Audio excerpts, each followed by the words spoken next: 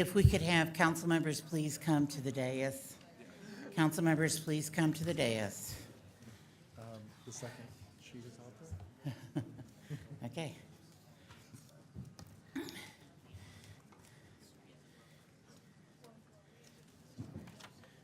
One, two, three. We got 5. All right. I'd like to call to order the council meeting of April 8th. With that, if the clerk could please call roll. Councilmember Dunbar. Councilmember Garza. Councilmember Hussein. Councilmember Jackson. Councilmember Spatafor. Councilmember Spitzley. Councilmember Washington. Councilmember Wood. Here. There are 6 members present. A quorum. Councilmembers Garza and Spitzley are absent. With that, we will have a moment of meditation and Pledge of Allegiance. I'd also like to remember Ellen Keyes, who was a longtime Lansing resident who passed away. She was a West Sider that lived in the downtown West Side. She worked in the governor's office for a number of years and passed away last week. So if we could remember her as we have our moment of meditation. Thank you.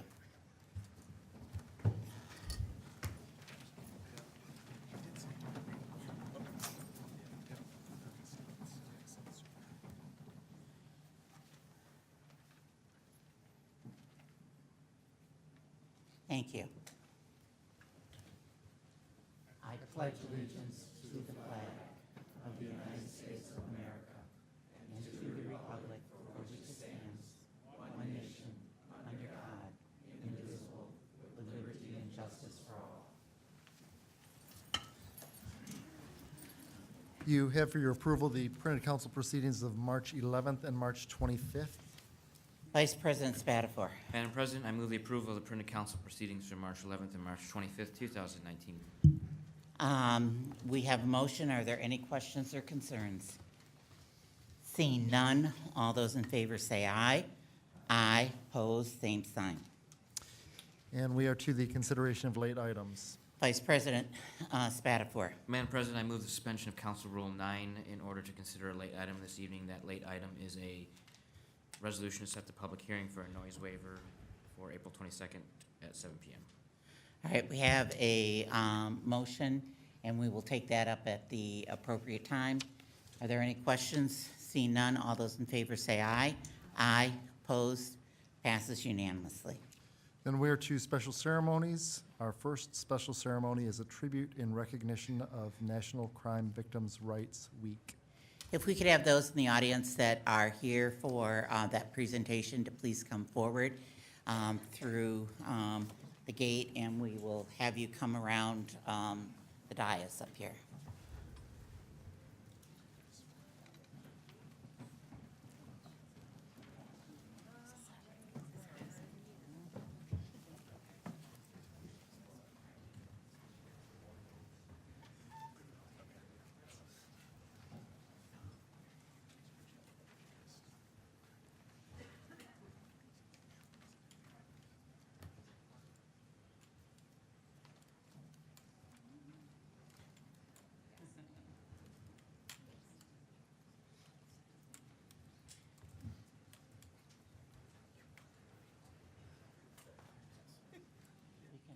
We can come right around, yes.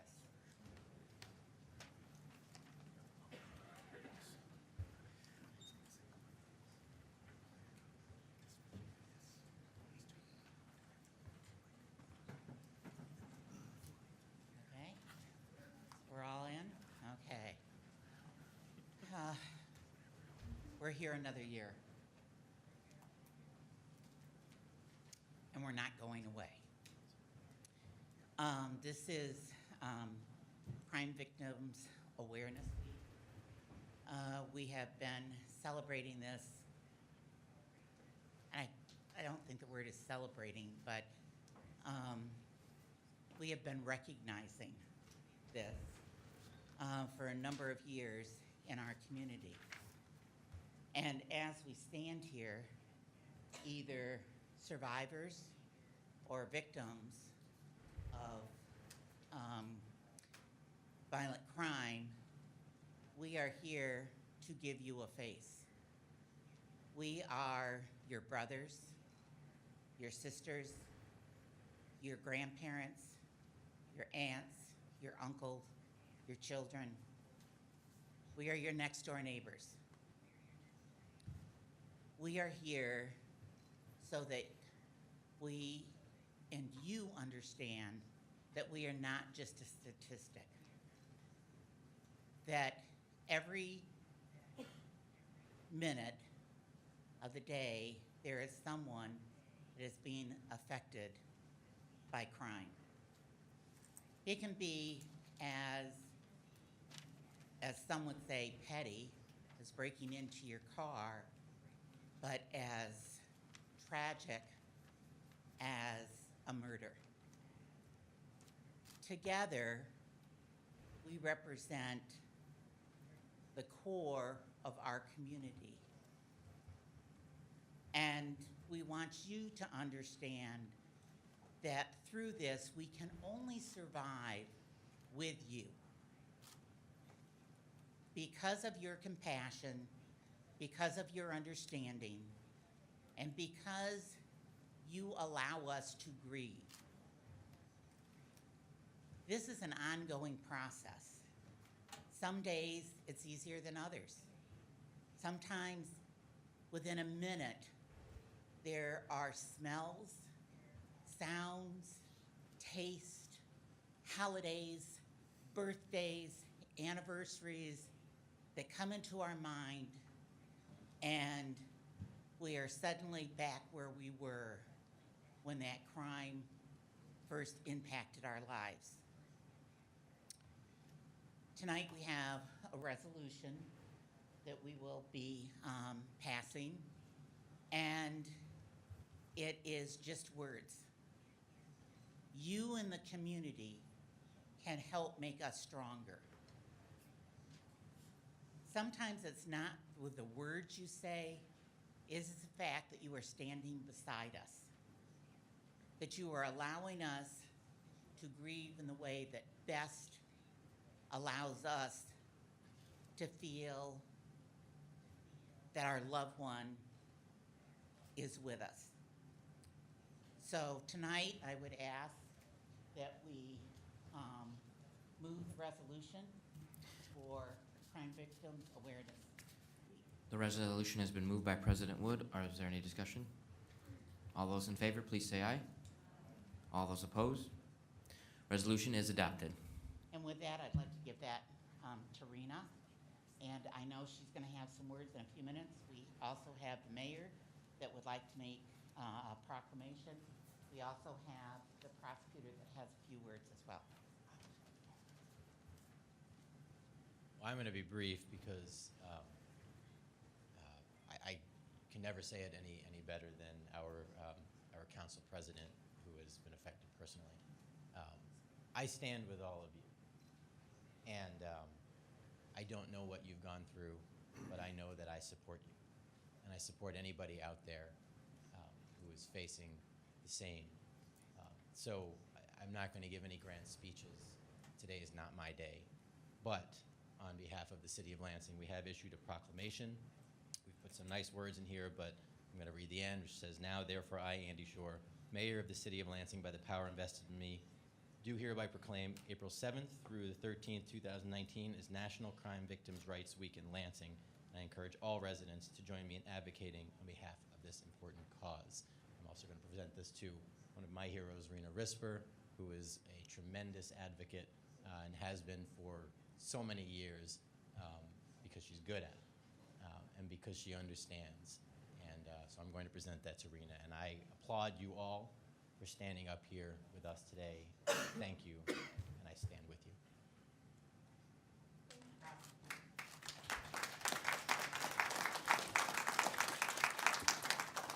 You know, while we're talking about a recognition of this, I think what we always have to recall is that the pain never goes away, And that while we're honoring the theme of this year, honoring the past and celebrating hope for the future, that it is very real. And as Carol mentioned, there are so many times when it comes back to one.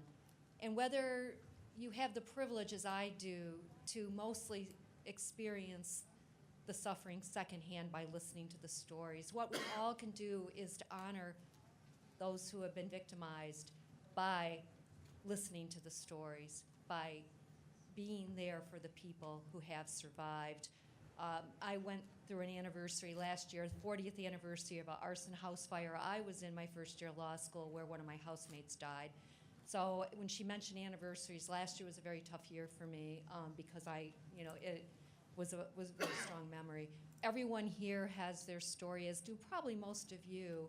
We're either families of someone who has been a victim, or maybe somebody who has caused harm to another person. Each of us have to go through that process in our own way.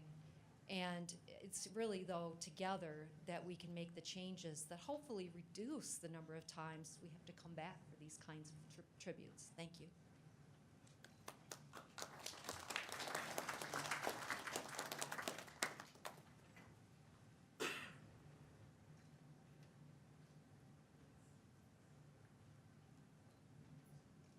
We have with us here today Sam from Congresswoman Alyssa Slotkin's office.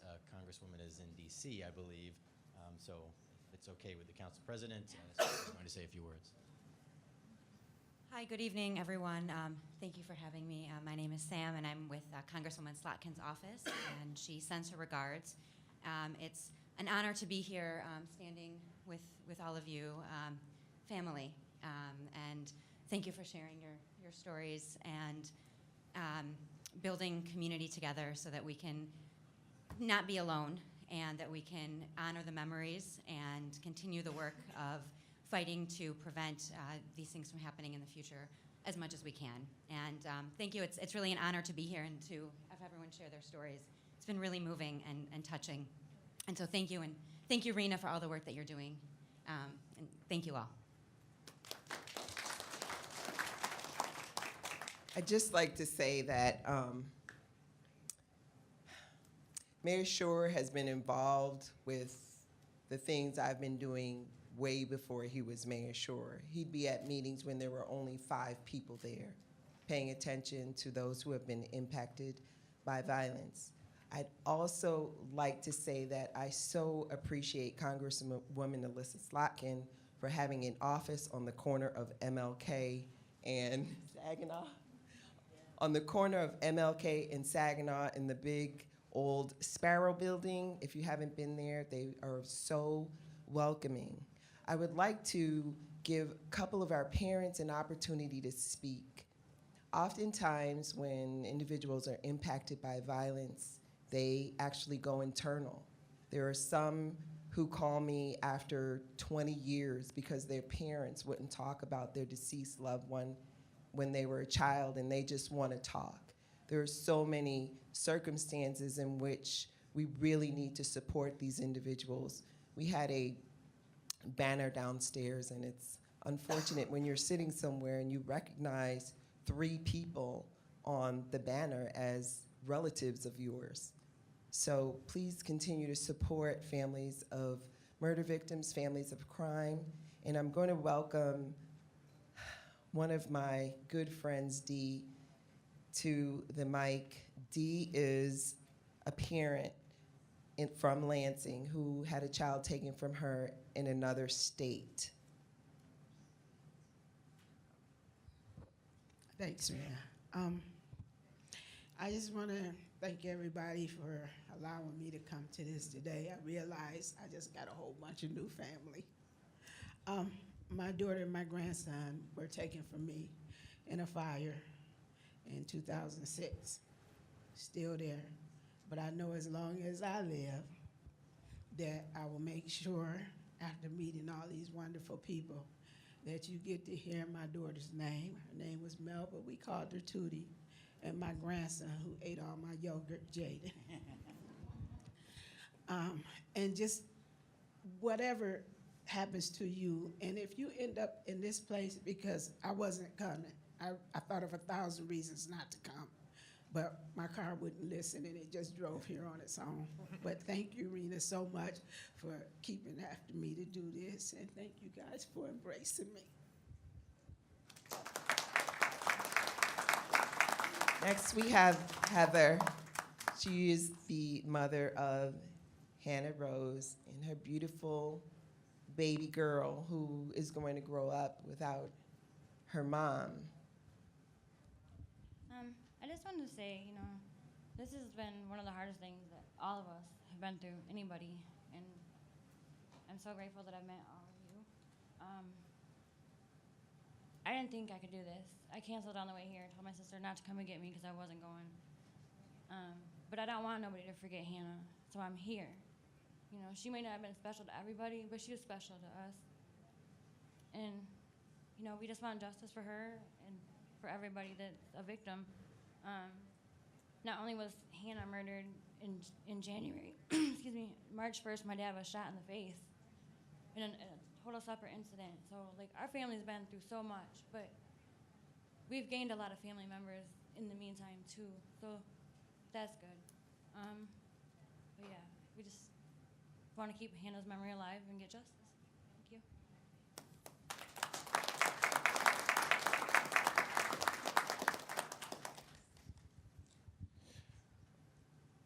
My daughter, Maya Edmond, was shot and killed here in Lansing, Michigan, July 23rd, 2010. That very moment, I made a vow to her that I would speak out and get justice in her name. And I quickly realized what I was facing. A lifetime of memories, a lifetime of pain. But I noticed one thing, and I took it to heart. My daughter passed away with her eyes open. And I never realized how beautiful her eyes were until that very moment. So I just want to leave something with you guys. Take the time to look your children in the eye every single moment and value their presence, their spirit. Their spirit lies within their eyes. So just take that moment, take the time to listen to them. And I wish that I could have had that time back, but I know she didn't die in vain. So what I've done in my community is to try to help other people that have gone through what I've gone through, and it's such a blessing. So thanks again, Rena, and thanks to the city of Lansing.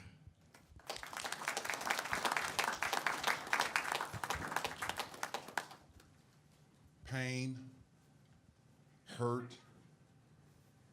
emptiness, loneliness has brought us together. But the hope of healing keep us together. I believe that great things happen when people come together. And that's a word that I heard a lot of because I've got 4 words. Team is what it takes to change the normative culture. Because nobody chose to be a victim. Nobody chooses that. And when it happens randomly. So it takes a team. It takes a team of politicians. It takes a team of corrections. It takes a team of prosecutors, of support systems, of counselors. It takes a team to change our reality. After the team, we need a seam. A seam is like a hem. It keeps your garments together. And that's our faith.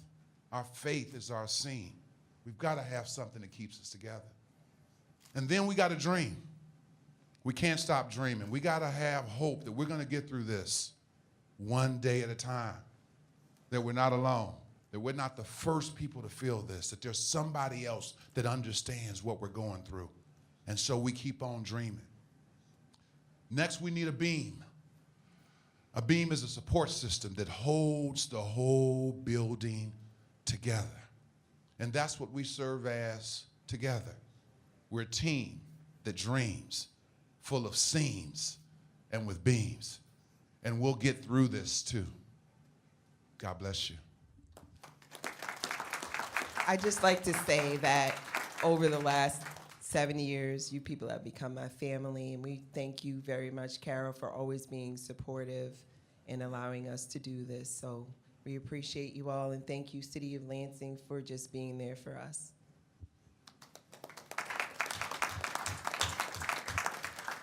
before everyone goes, the tears that you are seeing right now are tears of love.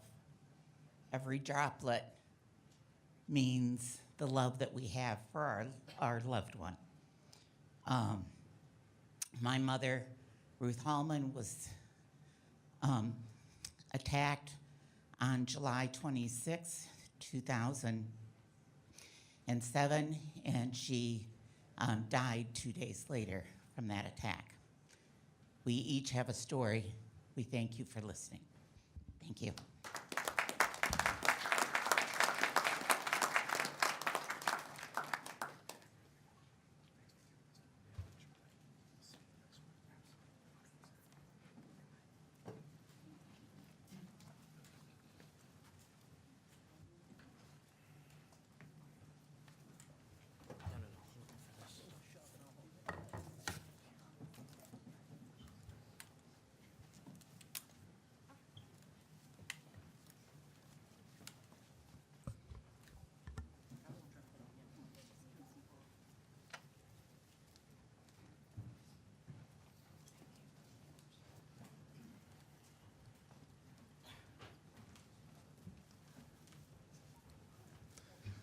Our next special ceremony is a mayoral proclamation and council tribute in recognition of Tri-County Aging Consortium's 45th anniversary.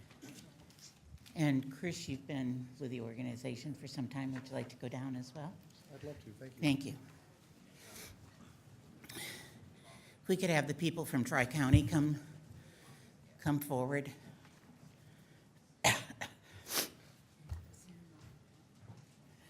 If you'd like to, you may.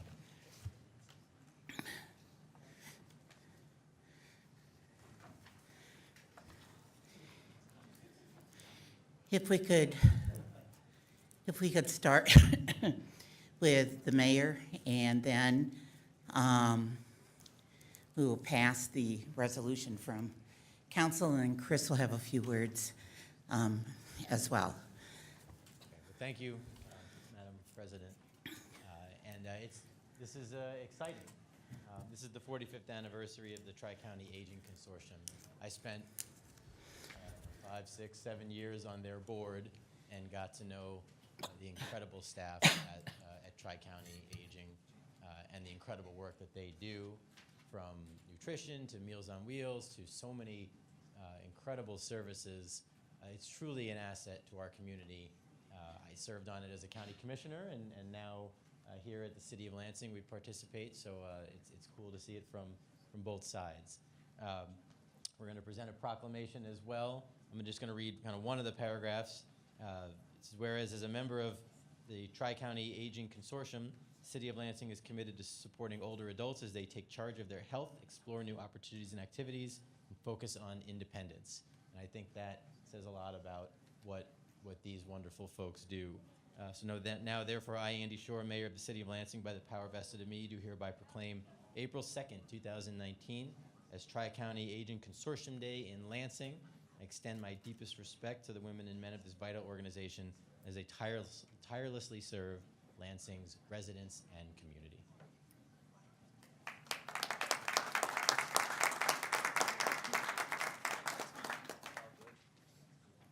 Madam President, I move the resolution recognizing April 2nd as Tri-County Aging Consortium Day in the City of Lansing. Excuse me, we have a motion. All those in favor say aye. Aye.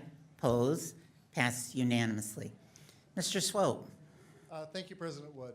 It's been my honor as city clerk to represent the city on the board of the Tri-County Aging Consortium. The important work that they do, that we review every month, we touch so many lives at Tri-County Office on Aging. And for several years, I participated by also volunteering in Meals on Wheels, which is a great opportunity. And it's so important that we help keep senior citizens in their homes, and all the programs that we have to help keep folks in their homes really provide stability in a lot of our community. And we all know a senior who could use some assistance, so it really is a huge benefit to the City of Lansing.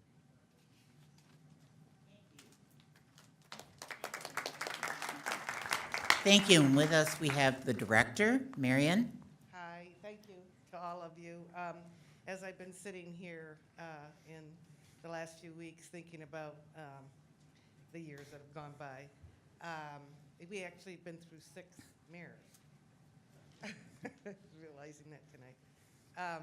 I think their first office was right by the elevator on the first floor, and there was like 3. I was a Vista volunteer at the time, about 10 years old. But anyhow, it was a long time ago. But the city of Lansing was actually spearheaded the office. They're the first ones that got the other counties and the other city to join forces for the good of assisting older adults and advocating on their behalf. So thanks to all of you. Thank you. Tammy, did you have any comments you wanted to make? You want to do your pitch for Meals on Wheels drivers? No, I won't. Okay. Well, we appreciate the recognition from the city and certainly the partnership as members and essentially founding members of the consortium. But we couldn't do what we do without the community. That includes volunteers such as Clerk Swope, who is a Meals on Wheels volunteer. We literally have 1,800 volunteers over all 3 counties. Many of those are Meals on Wheels volunteers, but we also have facilitators who help provide evidence-based health and wellness programs. And we have office volunteers and we have event volunteers. And again, the support that we receive from the greater Lansing community is wonderful. And we couldn't do what we do on behalf of older adults, family members, caregivers, without that support. So we appreciate being here and receiving the recognition, and thanks to the community as well. Thank you.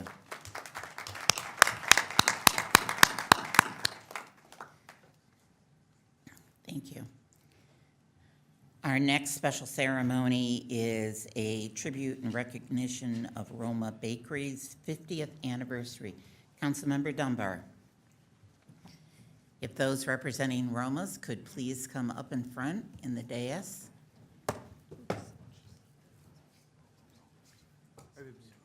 Yes, you do. Welcome. Just a hair.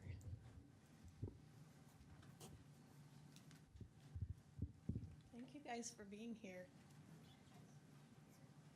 So the mayor was actually at the 50th anniversary celebration, which was on March 9th. So his proclamation was presented then, but he may have a few words that he would like to say too. I am very proud to have my friends down here. I have been friends with Mina for more years than I've been on council, but she recognized me after I was elected when I came in, and she said, "You're that lady from council. You're spunky, you're feisty, I like you." It's because I have a big mouth. And we both talk a lot. And I am so thrilled that they have been in our community for 50 years. I mean, it's incredible. You were talking about the number of mayors you went through. I just Googled, and I came up with 8 mayors that they've lived through in that store since it opened. So I have written a resolution that gives a little bit of their story, and then I'm going to ask Mina and Sostina if they would like to add a few words, and also introduce your family when you come up here as well. So this is on behalf of the entire city council. It says, whereas Filomena, which we call Mina, Baldino Castrucciano was born in Cosenza, Italy at the age of 12 and moved with her family to Lansing.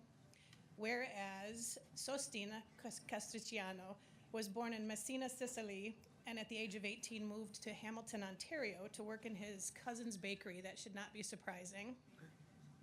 Whereas Mina's family invited her to visit Ontario to meet the strapping young single eligible bachelor Sostina. And after 4 years of letters and phone calls and occasional visits, they were married on October 26, 1968, settling in Lansing. And whereas less than 5 months later, on March 9th, 1969, the newlyweds and Mina's father, Mario Baldino, acquired a small Italian grocery store on the corner of Erie Street and North Cedar, which they expanded into Roma Bakery. And whereas Roma Bakery quickly outgrew its cozy storefront, prompting Mina and Sostina to move 1 block south to their current location and expand several times since.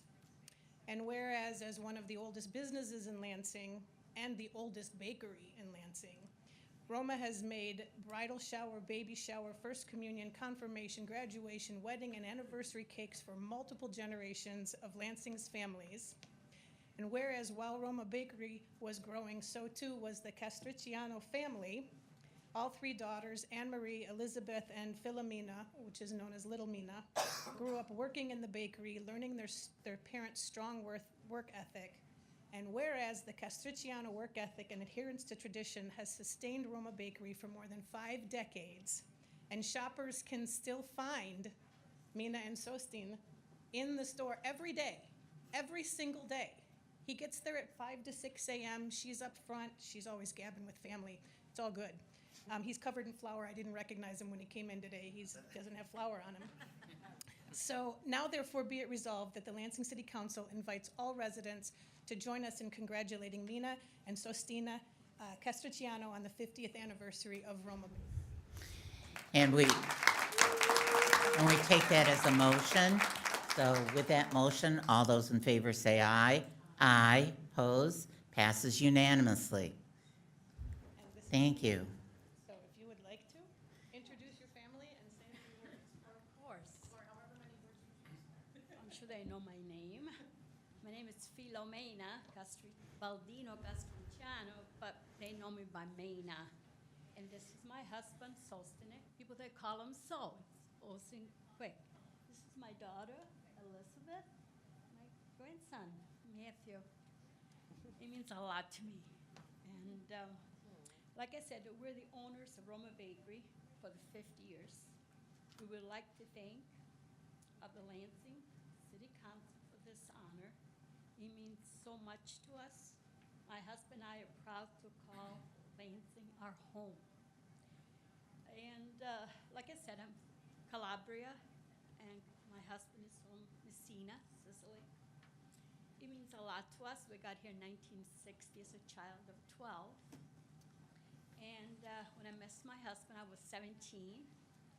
I met my husband, and we got married. And then what we're gonna do? Work again in Roma Baker. We'd like to name Rome, Central. It meant a lot for us. My husband is a hard worker, one of the best baker. I'm a cook. Taught my mom a lot of things as a child, and those are things for me. I said, oh my God, I love Roma Baker. I love Lansing. Why did we got here, Lansing? Because capital, we got here when I was 1960. So I couldn't speak English then, but there's always my customer. I love my customer. They do a lot for me. I can stay home. Can I do this? I love to cook. I like to people.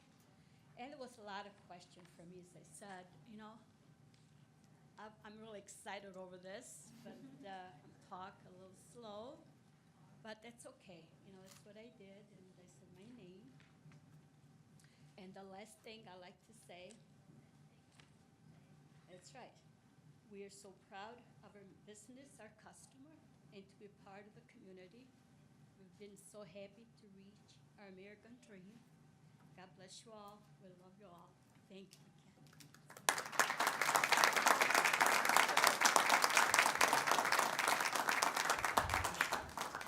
Thank you very much. Thank you. Thank you for being part of our community for so long. May you have another 50 years. All right, our next special ceremony is a mayoral proclamation and council tribute in recognition of Autism Awareness Month. Vice President Spatafor and Mr. Mayor, those that are here for the tribute for Autism Awareness Month, if you could please come up in front in the well.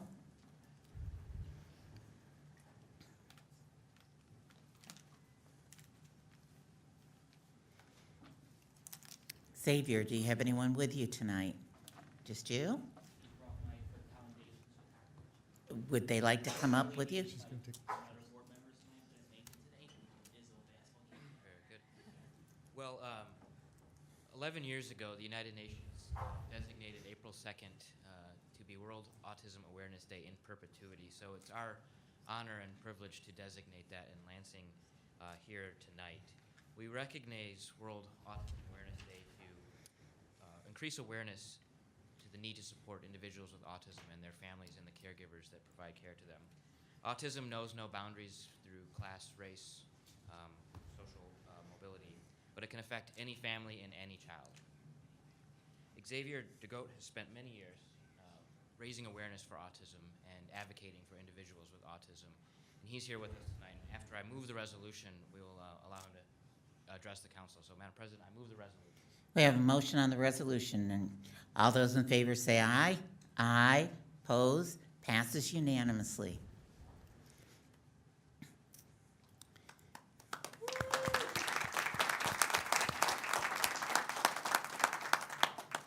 It's an honor to have the City Council and the Mayor of Lansing support autism awareness and recognition.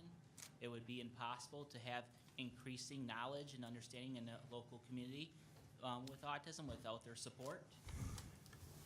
As I was diagnosed at age 4, it's been much a goal of mine to disprove any early doubters in my life that told me I would never succeed with anything in my life.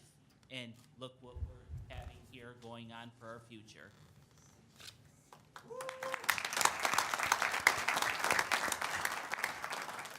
And I also would like to say that I am founder and CEO of Xavier DeGroat Autism Foundation. My office is held at Beekman Center in the Lansing School District. It was just offered by Superintendent Canal Canule in support of what I'm doing. My mentor around here has been vice versa, Kelly Dean and Gregory Eaton and several others in the community that have helped me establish my dream. Thank you. And I would like to let any one of you interested in autism know that in the near future, we are going to start celebrating every April for autism awareness through either we'll have in the Lansing School District at some place or in the Lansing Center, or it could be at Wharton Center as well. Thank you, Mayor, and thank you, Council Member. I appreciate all your support. Mr. Mayor, you have a proclamation for him as well? We're jump in from the mayor's side as well. Xavier's he's a great young man. I've known Xavier for many years. He is one of the more aggressive people that I know, because when he sets his mind to something, he does not stop. And I think he'll be the first to tell you that. But I met him when I was in the legislature, and don't give him a chance to show you all the famous people he's gotten pictures with, because we might be here for an hour. But no, putting that tremendous passion to work on behalf of autism is a wonderful thing. So you have succeeded and will continue to succeed. So we've put a lot of that in the resolution, but in the same way, I'm going to read the end. Now, therefore, I, Andy Shore, Mayor of the City of Lansing, by the power vested in me, do hereby proclaim April 2nd, 2019 as International Autism Awareness Day in Lansing. I encourage all residents to join me in solidarity with our autism community. Thank you, everyone. Thank you. We want to thank Xavier. He has been formidable in making sure that council members and public officials are aware of the cause and the opportunities that they have to interact with the community. So we want to thank Xavier. Thank you. And we are to comments by council members and the city clerk. Council member comments. Are there any council member comments? Council member Washington and then council member Spatafor. Just very quickly, I want to thank everybody that came out Saturday morning for our constituent gathering. We had a great turnout, a lot of really good information. A special thanks to Gabrielle Lawrence and the other board members for the Lansing School District that were there to help explain the sinking fund and the need and to answer questions, and to the developers of the Red Cedar Project that came again to answer questions and give out more information. And especially thank you to everybody that came. I know that sometimes there are things you'd rather do on a Saturday morning, but it's really my opportunity to hear from you and to speak to you face to face. So thank you. Thank you. Vice President Spatafor. I was going to mention with Mena and Socine's still here, but my grandmother was from Calabria as well. Her parents came over from Italy, and every Saturday we would go to the city market to get our fresh ingredients and Roma to get the rest of the ingredients, the cheeses and all that, to make sauce for Sunday. And in honor of Monday night's tribute, I made that sauce yesterday, and I did learn through the years that my hand is much larger than hers, so a handful of salt really can vary quite drastically in a recipe. So Okay. something I learned from Mena and Sostine. So thank you for 50 years of service to this community. All right. Are there other council member comments? Yes, Councilmember Hussein. Sure. Just quickly, this Saturday, April 13th, from 10 to 12 noon, we will be having actually our third ward constituent contact meeting. That is, as always, at Elfrida Schmidt Southside Community Center, located at 5825 Wise Road. Typically, we have a number of folks from local boards and other committees that provide information and take questions. We do have some individuals coming from the Lansing School District to this meeting to talk about the upcoming sinking fund ballot initiative in May.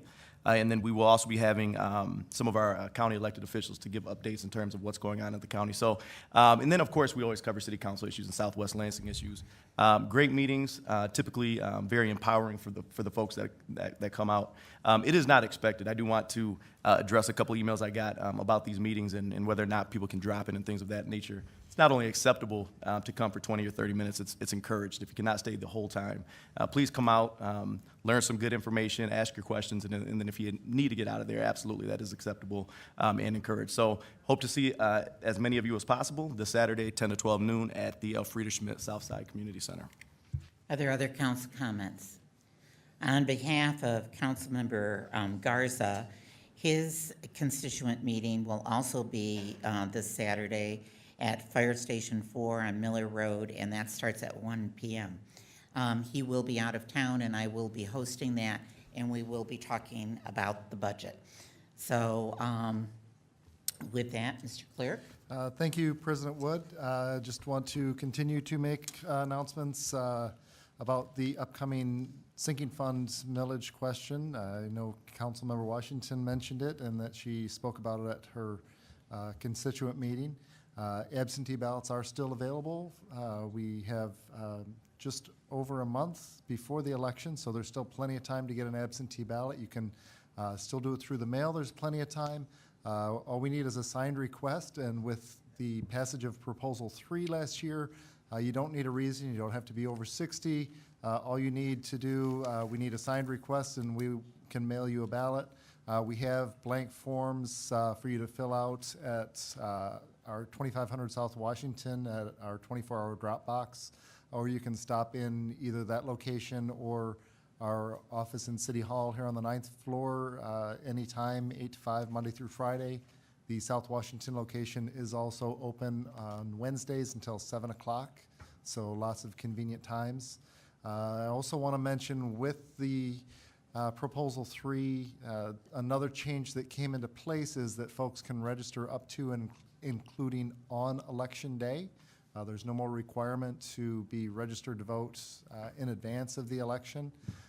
So for more information about that, you can contact my office if you're not registered. The mail-in regular deadline is 15 days before the election, so that will be the 22nd of April. But after that, you still have in-person opportunities to come into our office, register in person, and in fact, you can register in person and get an absentee ballot at the same time. We're trying to make it as convenient as we can for folks to have their opinion heard. And we do have a video on the City Clerk Facebook page that talks about the absentee voting process. It goes through some of the changes that were made recently. And then I also want to announce that, again, later this year, there will be elections for half of the city council, and the filing deadline is the 23rd of April at 4:00 p.m. And you can contact my office if you're interested in running for one of those positions. And with that, we are to community event announcements. If anyone in the audience has a community event, we'll give you 1 minute to tell us the details.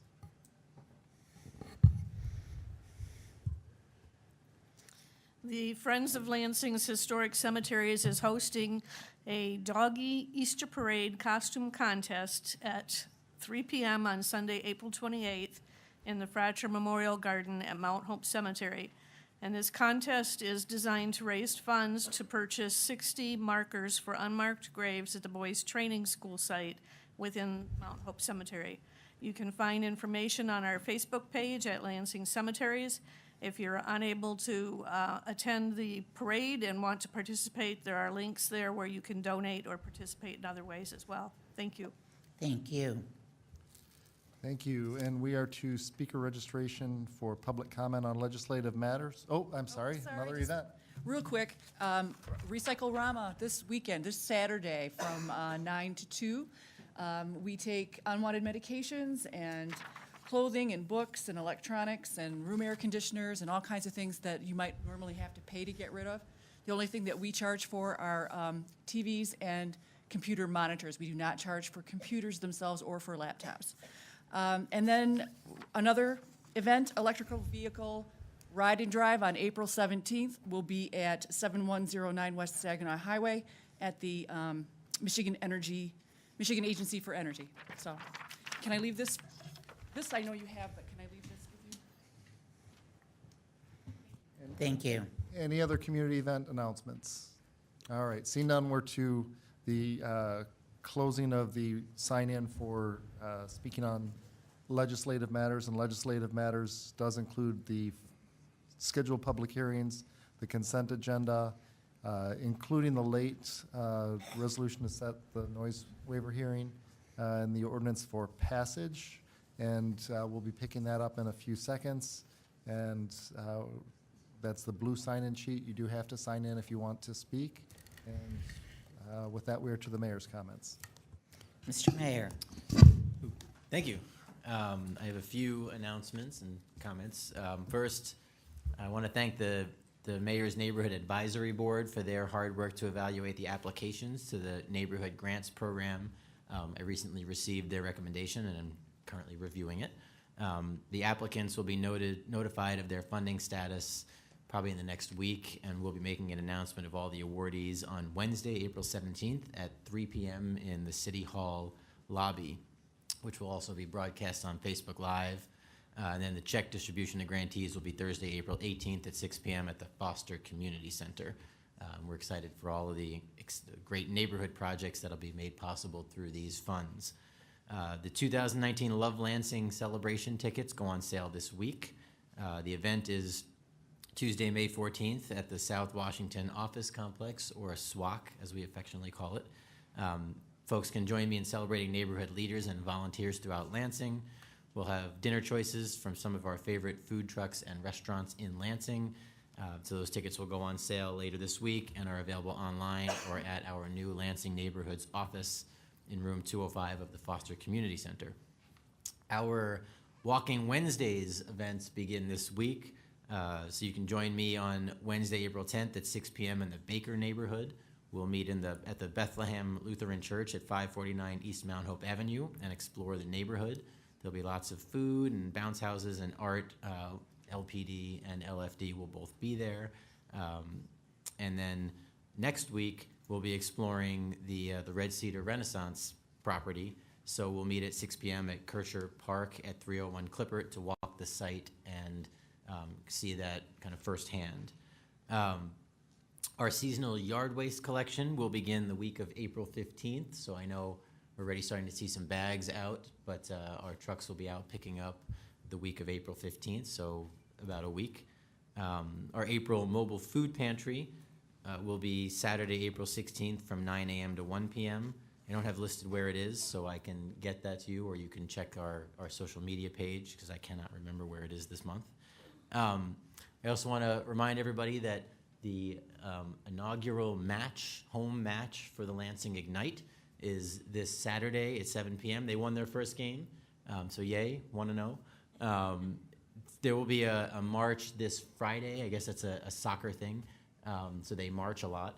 And there will be a march this Friday at 4 p.m. from the Capitol to the stadium. And then the game is on Saturday at 7 p.m. And I believe there's another march at 6 p.m. Still getting all the details. And then the inaugural match, which should be very exciting. We're looking forward to that season this year. And then finally, I wanted to let everybody know that we had talked about a discount at the Groesbeck Golf Course. Well, that has been done. Lansing residents now will receive a discount to golf at the Groesbeck Golf Course. It's a progressive discount, so the more you play, the more discount you get. You get a bigger discount for a season pass than a daily pass, and all of that should be up on social media and on the city's webpage. But I know this council, we had actually legislation and a law passed to allow for this at the state level, and I worked with council here to make sure that we could get this done for the City of Lansing residents. So go golf at Groesbeck and get yourself a City of Lansing discount. So thank you. Thank you, Mr. Mayor. Okay, we are to public comment on legislative matters, and as I indicated, that includes the resolutions listed under the consent agenda and the ordinance for passage, as well as the following 3 public hearings. Number 1, special assessment for Glenburn Commons trash and grass abatement. Number 2, Red Cedar Development 7th Amendment to the amended and restated purchase and development agreement. And number 3, an ordinance to amend Chapter 292 regarding the vesting requirements of the employees' retirement system. And with that, we'll start with Vice President Spatafor on the trash grass. Thank you, Madam President. A notice was sent out to residents of the Glenburn Commons area notifying them of a special assessment, Roll GB 2018, for grass cutting and trash cleanup from May 22nd, 2018 to November 5th, 2018. The cost per parcel, occupied parcel, is $65.72. This is a decrease from last year's assessment. As you recall, we had a notice issue where the public hearing was improperly noticed, so we're doing the hearing tonight. Folks have this opportunity to present an appeal either at the podium or in writing. So. Okay, and that takes us to the Red Cedar Development Agreement. Vice President Spatafor. Yes, tonight's public hearing is on the Red Cedar Development 7th Amendment to the amended and restated real estate purchase and development agreement. We heard at length last time we met the details of that agreement, and the public hearing is held tonight. Public's opportunity to weigh in on that agreement is this evening. Thank you. And then the last one is on the Employees Retirement System vesting requirements ordinance. Yes, so this ordinance makes change to the city's employee retirement system vesting requirements, allowing for employees who between October 30th, 1990 and September 30th, 2003 transferred from a full-time city UAW union position into a full-time city Teamsters 580 union position, but had not yet been vested in the ERS at the time of transfer. They may use accrued UAW time for calculation of Teamster union service credit, but not for pension benefit purposes. That ordinance change has been vetted by Committee of the Whole and the Council, and tonight's the public hearing. And for the public, the ordinance change is something that will be acted on this evening. It's my understanding that in the back, the developers brought some additional information based on questions that were brought up during the council presentation on the Red Cedar development. If you don't have them, we can see if we can get some additional copies made. And council members at your seats, you should have them as well. With that, we will start with. Okay, first I want to indicate that we have 2 appeals on public hearing 1 that'll be made part of the record and sent to the committee. And then we have 2 written communications on public hearing number 2, the Red Cedar development, that'll also be made part of the public hearing record. The first speaker tonight is Mary Johnson, followed by Guillermo Lopez.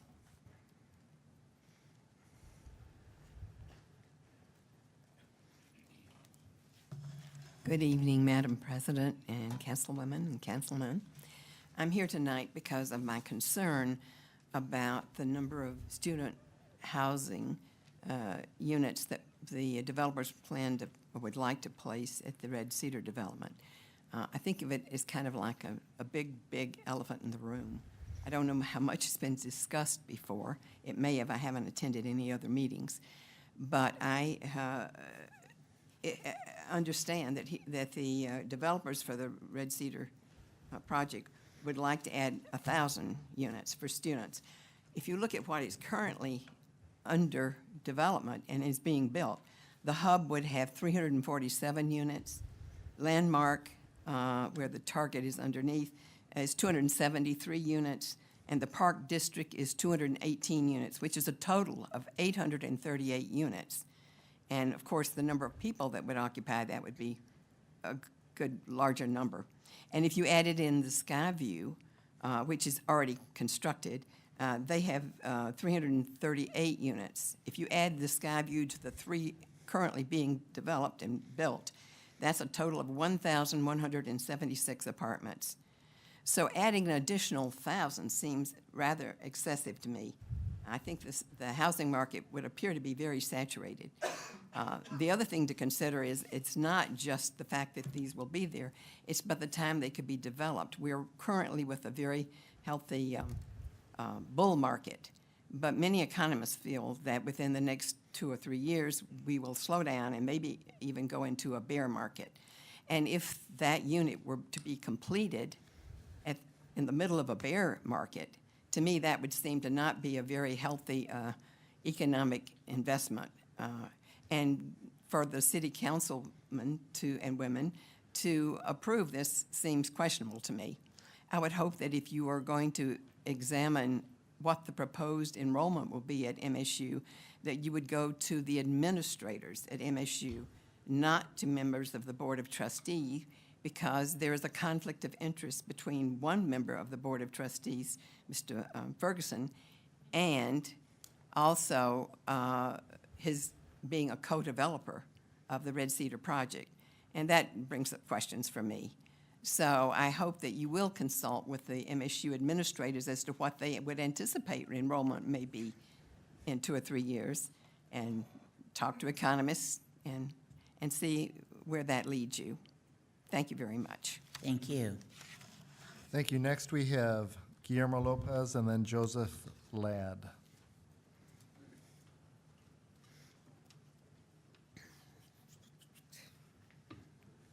Good evening. Good evening. Guillermo Lopez, 1927 Pleasant View Avenue, Lansing, Michigan.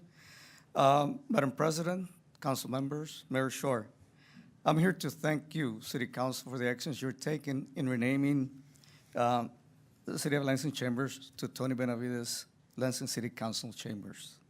As we know, Tony was a long-term council member serving the 3rd Ward, and by faith, I landed in the 3rd Ward when I came to Lansing. So he has been my council member, he's been my mayor, and he's been a colleague in the community working with Cristo Rey Center, where he served for many years as well.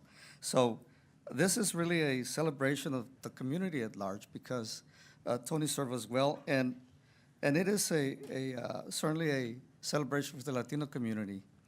Tony has been a representative of our community. Tony has spoken on behalf of us. Tony has been there when we needed him. And so, but he has been there for a lot of other people. So I'm not here to say that Tony was just a Latino leader and representative. He was a community leader, and he represented everybody well, regardless of status or race, ethnicity, gender. So I'm very happy, and I am also happy to see the change in climate in City Council Chamber. It is nice to see that everybody's working together and getting things done. So again, I thank you for the actions you're taking to accomplish this task, and I hope to be here during the special ceremony celebrating that occasion. Thank you very much. Thank you. Thank you. Next, we have Joseph Ladd and then Brian Doyle.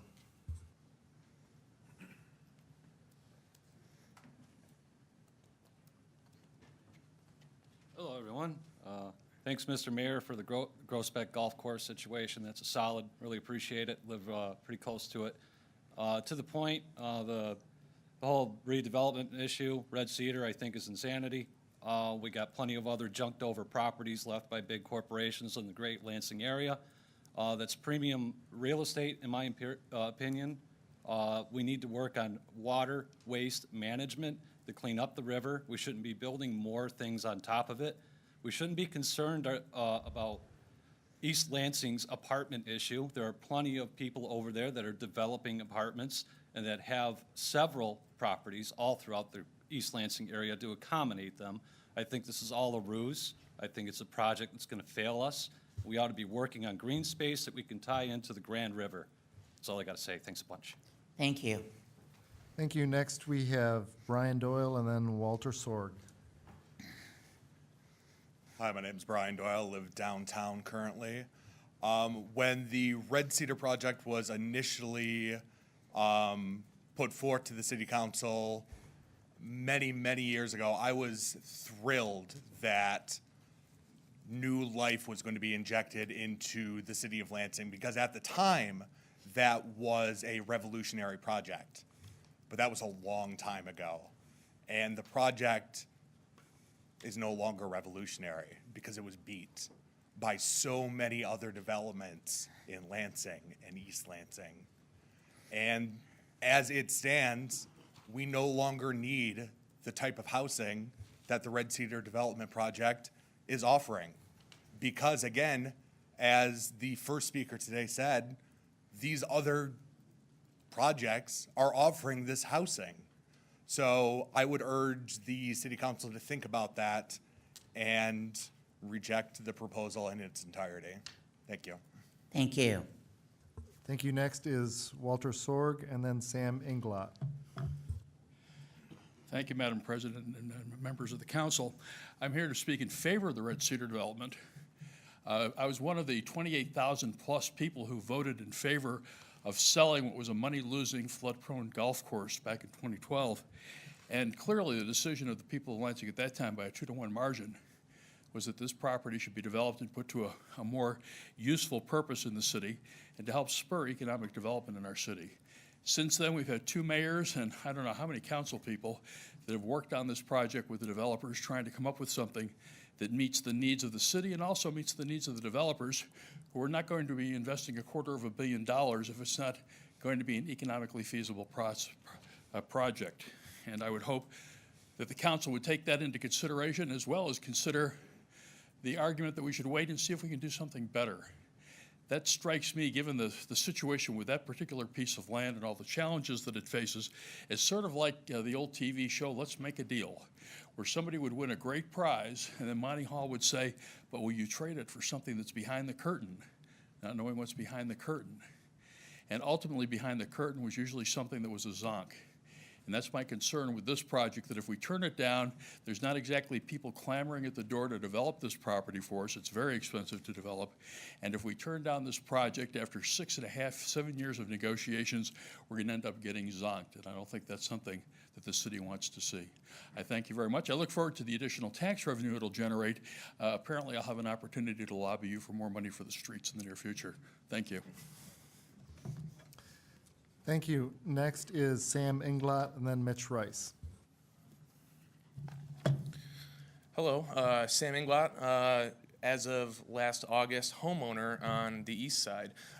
It's funny because roughly 6.5 years ago, I was actually a reporter at the City Pulse when we first started writing about the Red Cedar development. And I remember tromping all over the grounds there, taking photos and talking with the developers back then. Now I'm in a different job. And in my job, I put on a lot of public events, high-profile things with what I like to think are important things with high stakes. And if I don't feel completely confident in the folks that are doing that event with me, if I don't feel like they're up to speed on where they need to be or all our ducks aren't in a row, I don't do it. And I can't help but kind of get that same feeling for a development that will be in the city of Lansing forever. When something is important, you shouldn't settle, and constantly changing plans should give you pause. The developer has consistently downgraded and changed this project over years. I've seen that. I reported on it. And I don't think it's the game changer that it was originally billed as. Now, granted, there are good things that could come from the development. Obviously, additional tax revenue, easing some of the costs on area homeowners because of the drain project, and obviously supporting local labor and prevailing wage. On that last one, I don't think using local labor and prevailing wage should be looked at as a bonus. I think it should be considered a baseline, especially in a city like Lansing. As for fixing the drain, if this development doesn't move forward, the drain project can still move forward. And I think it would be incumbent on Drain Commissioner Lindeman, who I'm sure you all could bug, I'm sure he would love that, to remove any bells and whistles and make it as economically viable as a project to ease some of the strain on folks in the area who will be taxed to make it happen. But that's something that does need to happen. We need to clean up the river and we need to fix that drain, no doubt about that. But we shouldn't settle. We shouldn't be given pause on something that will change the landscape of the east side forever. This piece of land is just too important. Passing on this deal doesn't make the city look weak. It would show we know what we want and we have the leadership strong enough to make it happen. So I believe it's time to reject this deal and work towards a project that is worthy of this fine city. Thank you. Thank you. Thank you.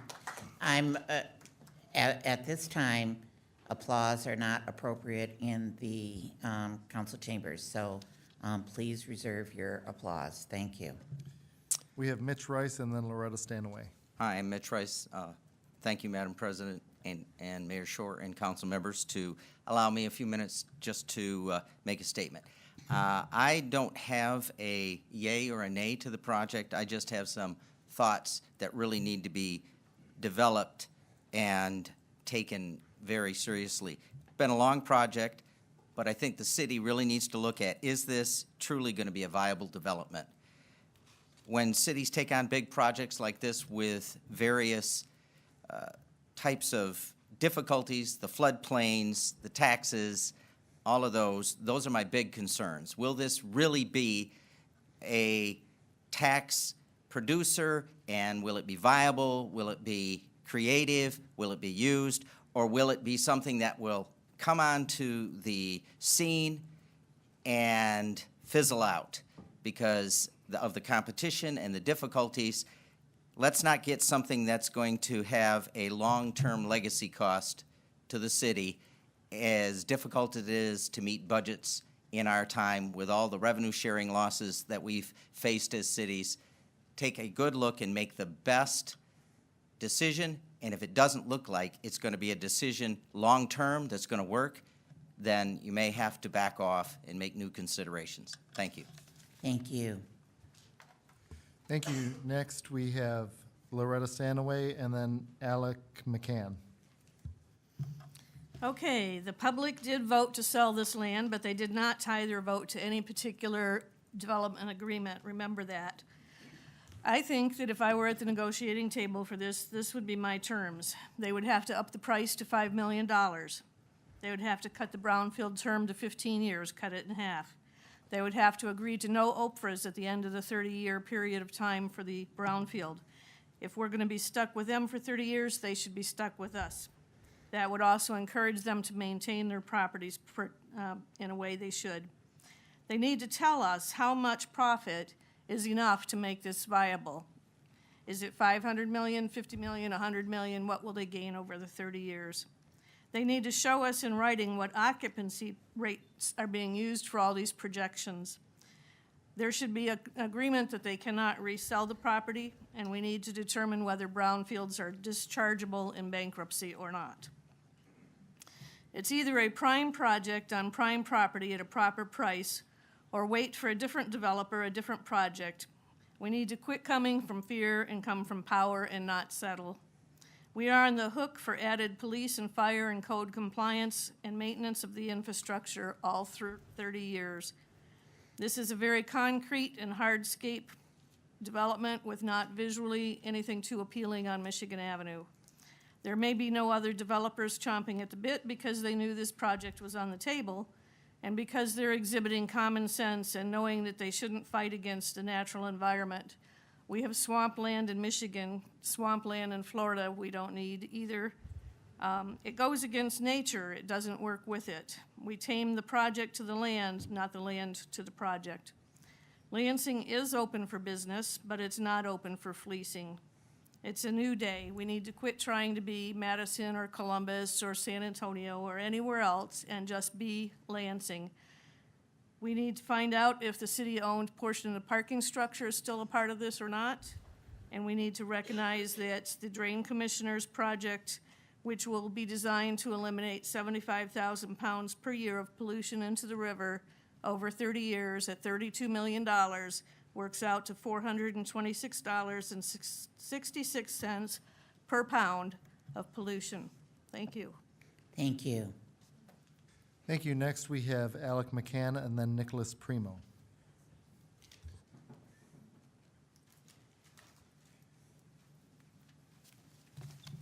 Hello.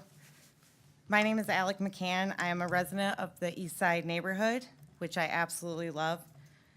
I attended that meeting that Jody Washington held at the old train depot in Rio Town, which is an absolutely lovely space.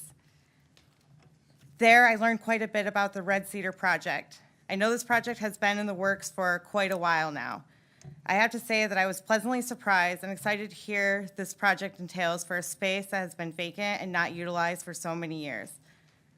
The public park, extension of the river trail, reduction of pollution to the river, and the amphitheater sounds fantastic. I believe this project is going to bring many jobs, which will include 2 hotels, retail, restaurant spaces, and a movie theater, which I think this side of town desperately needs. If the space is able to provide jobs, living, and entertainment, I see only positives. Thank you. Thank you. Thank you. Next is Nicholas Primo and then Cole Spalding. Hi, my name is Nicholas Primo. I thank you for the time. On the 1st of November, I was issued an ordinance ticket to remove trash and yard debris from my house. I was also the house was also red tagged at the time. They had sent the trash ticket through the mail, but since the house was red tagged, I was unable to receive it. By the time I did have understanding that I even had the ticket, it was already the day after they had already done the clean out. So my first notification of this was the bill. When I did finally figure out that they were the ones that did the cleanup, I don't know. I never received the bill, but they did receive the notification that they sent me stating that they got it back December 3rd, saying it could not be delivered. So, and then prior to that, on the next sheet of paper that I also gave a copy of to you, there is a mention of the city employees thinking that I received it and wasn't doing anything, but my front porch was getting cleaned and I was cleaning the property at the time without the need for them to tell me to do it. I was already in the midst of doing it. And it's a $3,000 bill. It's not like the $300 for not doing your grass. It's $3,000. You should limit that at like $500 for the first offense. It's absurd. And I'm just asking for the dismissal of the bill. Or at least a understanding that maybe it needs to be dropped or a percentage thereof. That's all I have to say. Thank you. Next, we have Cole Spalding and then Dolly Geis.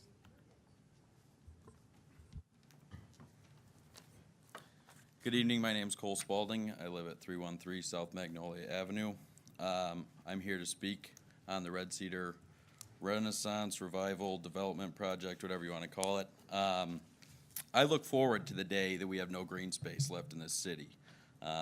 Me and my fellow Podunk citizens, as Mr. Cass, one of the developers, said, Lansing's a Podunk city. Me and my fellow Podunk citizens will no longer have to burden our eyes with nature's beauty, and we can focus on what's truly beautiful, concrete and plastic, much like across the street at the Skyview development.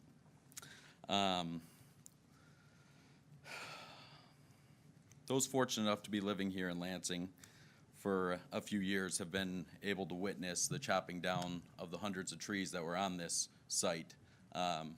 which is good, I guess, if you want. It helps sell the property because it's no longer at all appealing. It's a barren, just, I don't know who gave that authority, but that was just horrible, in my opinion. But finally, what I'm most concerned about is I'm a third-generation owner of a family business here in Lansing. We've been operational since 1950, and just last year, we had a major flood where we had 3 feet of water in our business. Now, that site there had several feet of water, and where is that water gonna go? I need to know if that's just gonna be pushed down the river so that me and my fellow neighboring businesses like Odie's Baking Cakes, Steakhouse Philly, Ace Carpet Cleaning, S&S Contracting, is all that water just gonna be pushed down to us at all times? I think that's, something that needs to be looked at.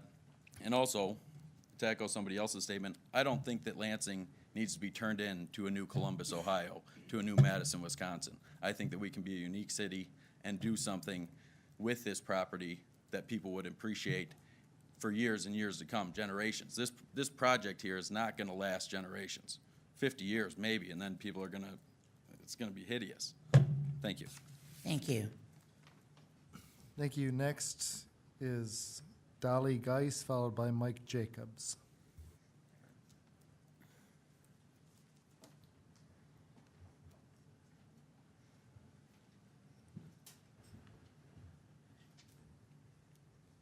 Dolly Geis.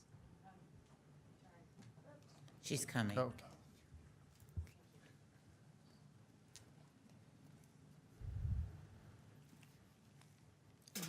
I wanted to, thank you, Madam President and council members and Mayor.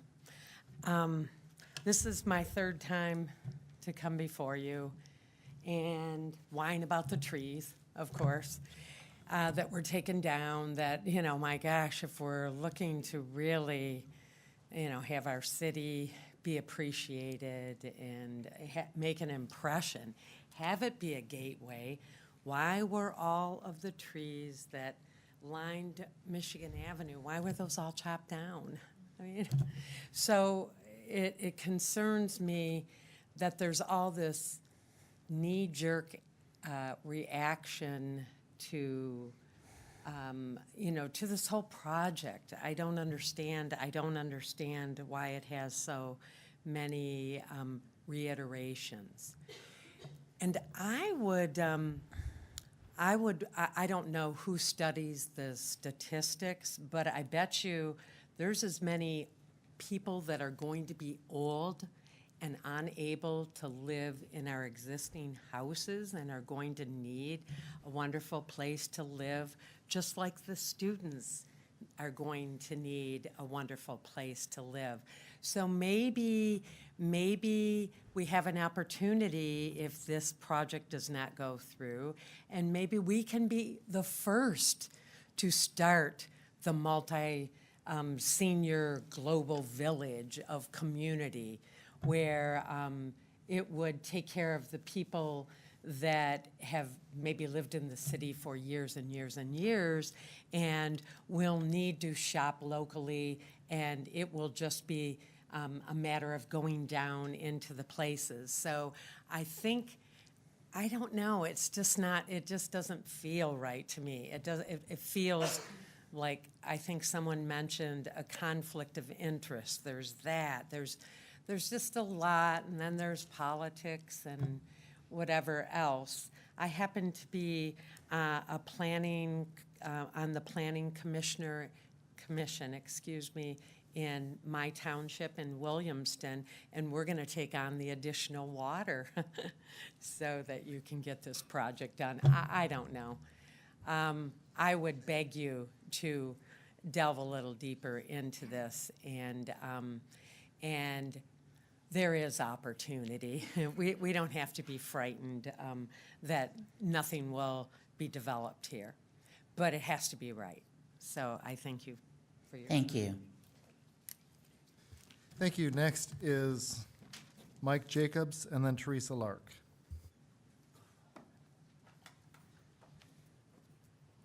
Hello, and thank you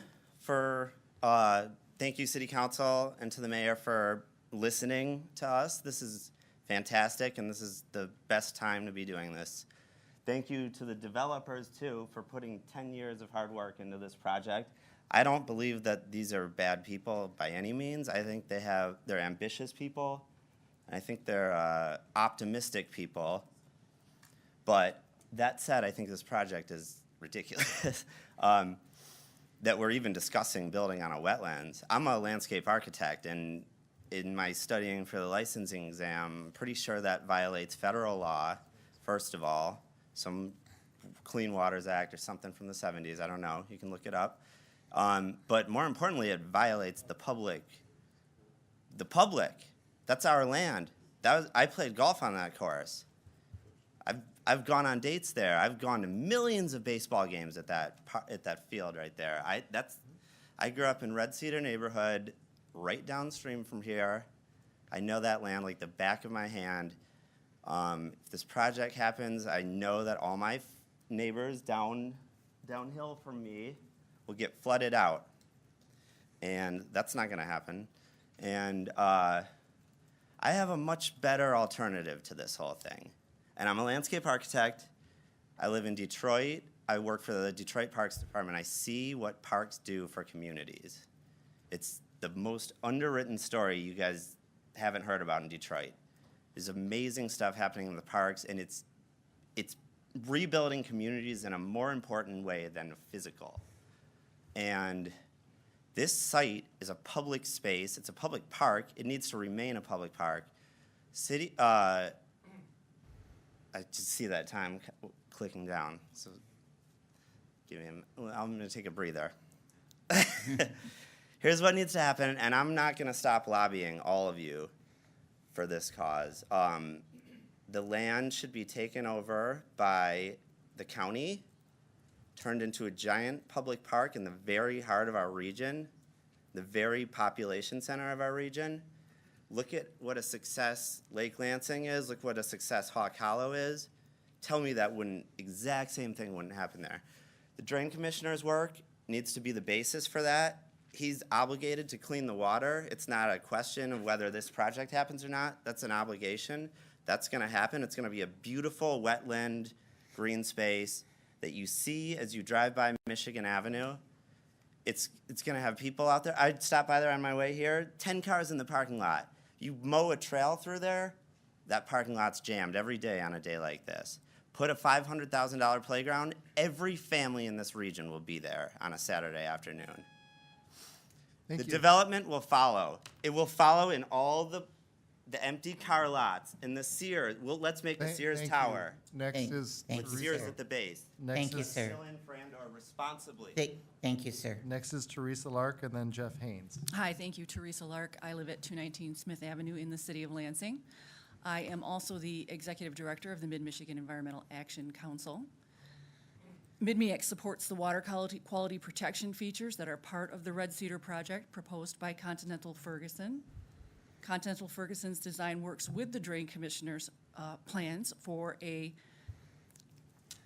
quite large, as those of you who have seen these plans, a quite large stormwater treatment facility to reduce pollutants flowing from the local watershed to the Red Cedar River. We're also excited to see the new miles of trails that will be added, connections to existing routes that will promote non-motorized commuting to work and recreational areas.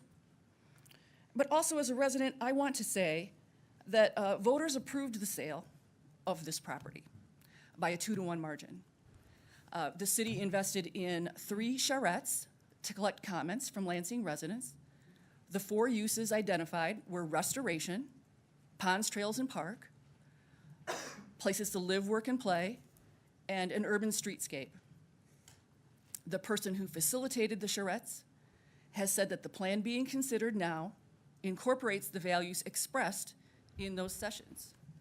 Those values included green-blue design features connecting the site, commercial retail blended with multi-generational residential spaces, which I think is lacking perhaps in the understanding somewhere here that this is all going to be student housing, which it is not.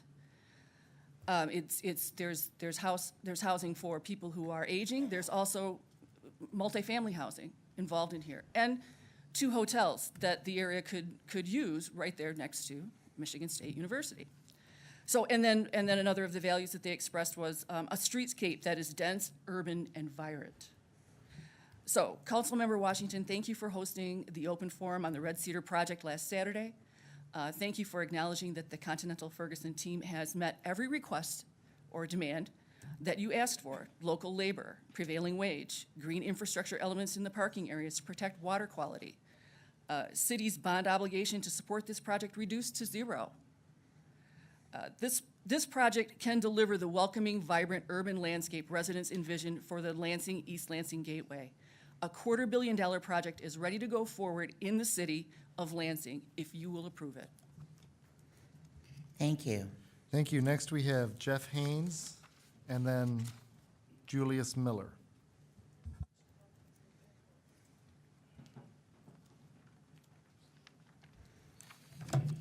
I am in favor of the project.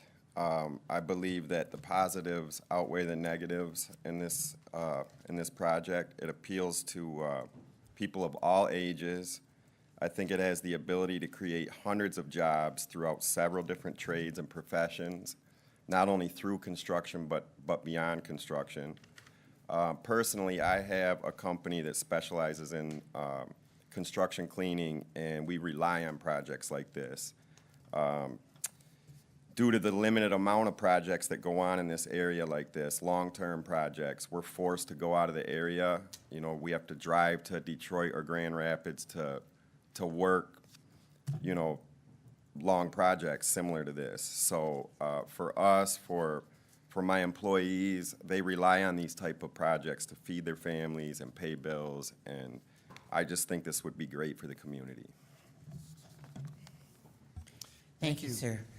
Next, we have Julius Miller and then Bob Rue.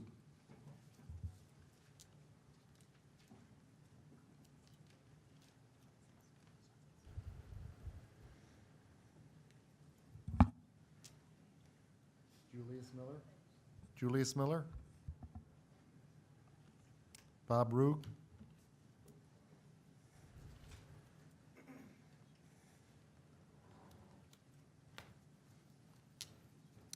Good evening. Bob Rue, 2209 Tulane Drive in Lansing. Concerning the Red Cedar development, I apologize for not having been to one of the previous meetings, but I was unable to attend. First of all, I believe that selling this property is good. The city should not be maintaining or hanging on to this property anymore. Second of all, I believe that developing this property is a good thing. It shouldn't just sit there as empty wasteland. It should have something done with it. The thing that I do not enjoy and do not like is that we're giving huge giveaways to benefit private developers. This is basically city tax money. It seems like every development project now is expecting these huge tax incentives to even get off the ground. How did we ever get to this point? I mean, these things didn't exist back in the 60s, 70s, and before. I mean, why do we have any infrastructure at all in Lansing since, you know, these things weren't there before? Is this the new reality? It seems like there's, in these types of projects, there's always two justifications. The first is that it's being built on a brownfield. Well, I'm not real sure what that means anymore, but how can Lansing have this much property that is blighted or contaminated? It just doesn't make any sense. Are we built on top of the Love Canal? I mean, this is absurd. The second thing these things always tout is that there's going to be this huge economic development. We're going to make all sorts of money. Does anybody really believe that we will get the economic benefit from this project that is promised? I don't. I bet if you do a survey of the citizens of Lansing, probably 75% of them would say it's a pipe dream. So, and then when we don't get this benefit, what's the recourse? There is none. So what's the bottom line here? This private development project is going to get $123 million in tax incentives. Next month, the Lansing School District is asking for $70 million. Does this seem out of whack that we're giving $123 million away and then going back to everybody and asking for $70 million? So what's the end of this trend long term? By the time we're all done, business in this city will not pay any tax at all because they'll all have these credits. And all of the tax burden is going to be shifted onto the private residents in all of our city streets. So that's where it's going. So if you don't start taxing some of these businesses, you're not going to have any residents left because it'll be too expensive to live here. Thank you. Thank you. Thank you. Next, we have Abby Clark and then Michael Ruddock.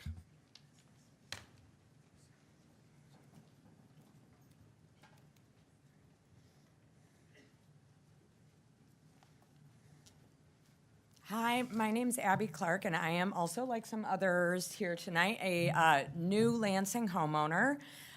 Just bought here in the last few months, and I'm very proud and excited to be back in Lansing, where I'm from.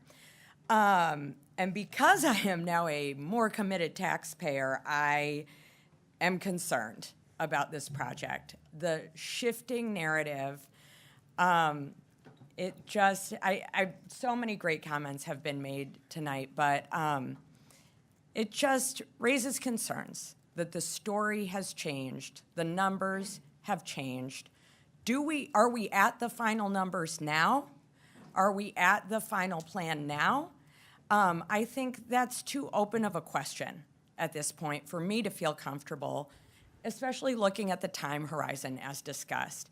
I'm very concerned about the idea of fighting against nature in this property because we're looking at a 30-year time horizon with the finances. The 30-year projections on climate change have gotten so much worse in the past 10 years. What's going to happen in the next 10 years in terms of the projections? Is the water management that looks like it should work now, will it work 10, 20, 30 years from now? And as many people have pointed out, the taxpayers are going to be substantially on the hook. I was concerned to see the framing of the documents, one of the documents that was here tonight, private investment equals public return. You know, I don't think that's really a fair and accurate and transparent equation. I think it's a lot more complicated than that, and I think we all need to look hard at what we could be on the hook for if things if we don't meet the projections in terms of occupancy rates and things like that. So, and I will also say, as someone who came back to Lansing, having lived elsewhere, when I show my city I'm proud of to people from out of town, the thing that people notice that I think could be better is we've got a lot of surface parking lots and areas of the city that are so conspicuously underutilized. This field along the river isn't one of them. You know, when we go by it, sure, maybe it could be utilized in a better way, but the idea that it's blighted, compared to so many other parts of the city, it's not. I would so much rather see an investment in things that are obvious examples of blight that I think could really use some loving investment. So thank you so much. Thank you. Thank you. Next is Michael Ruddock and then Terry Terry. Michael had to leave, but he gave me something to read. Is that all right? No? I'm sorry, you can give it to the clerk and we can enter it into the record. Got it. He's against the development. All right, thank you. Thank you. Next, we have Terry Terry and then Jack Davis.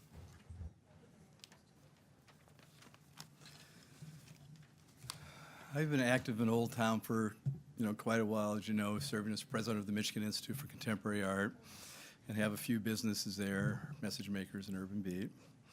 And probably daily for those last 30 years have worked to help, revitalize the city, particularly focused in Old Town. But during that period, council's decisions to support Jackson National, GM, the Accident Fund, and Old Town were pivotal and launched great positive advancements in our community. Back then people said we were crazy, but the mayor and council supported us, and look where we are today. And I recognize there's a lot of, I will call it, misinformation about, what this project is about, and that happens. That's normal. But the activation of this Michigan Avenue corridor is now before you, and with 7 years of negotiation and due diligence, and that's normal for projects of this magnitude, I think it's resulted in a pretty exciting project. I've had time to study it. I'm getting more excited as I've learned more. So many have spoken about the enormous economic impact it will have, and many have outlined the environmental benefits. But there's also much talk about another thing that I think is more significant, and that's by activating this corridor, it's the connections that will occur with this project.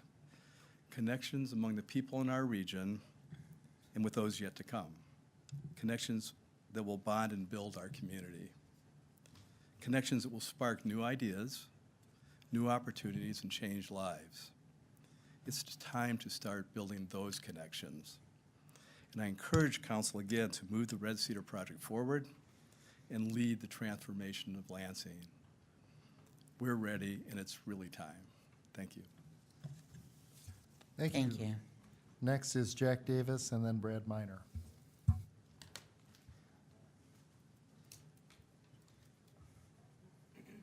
Good evening. Good evening. I'm involved with the Continental Ferguson effort to make this property a exciting place in the city of Lansing. As you know, I was one of the founders of LEAP, and as you know, LEAP has studied this and on behalf of the city for many years, unfortunately. Finally, LEAP has come to support the project as it's currently being presented. The Chamber of Commerce in the city of Lansing has supported the project as it's being presented.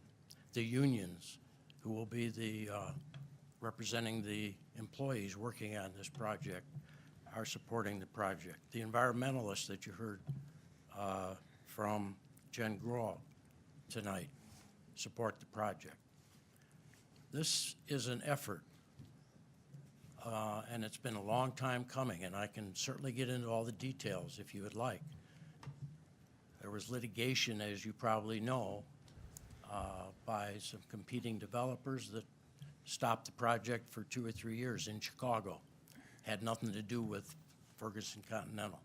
But what we're trying to do here is we're trying to attract the graduates of Michigan State and LCC, the young workers, the millennials who need to stay in Lansing.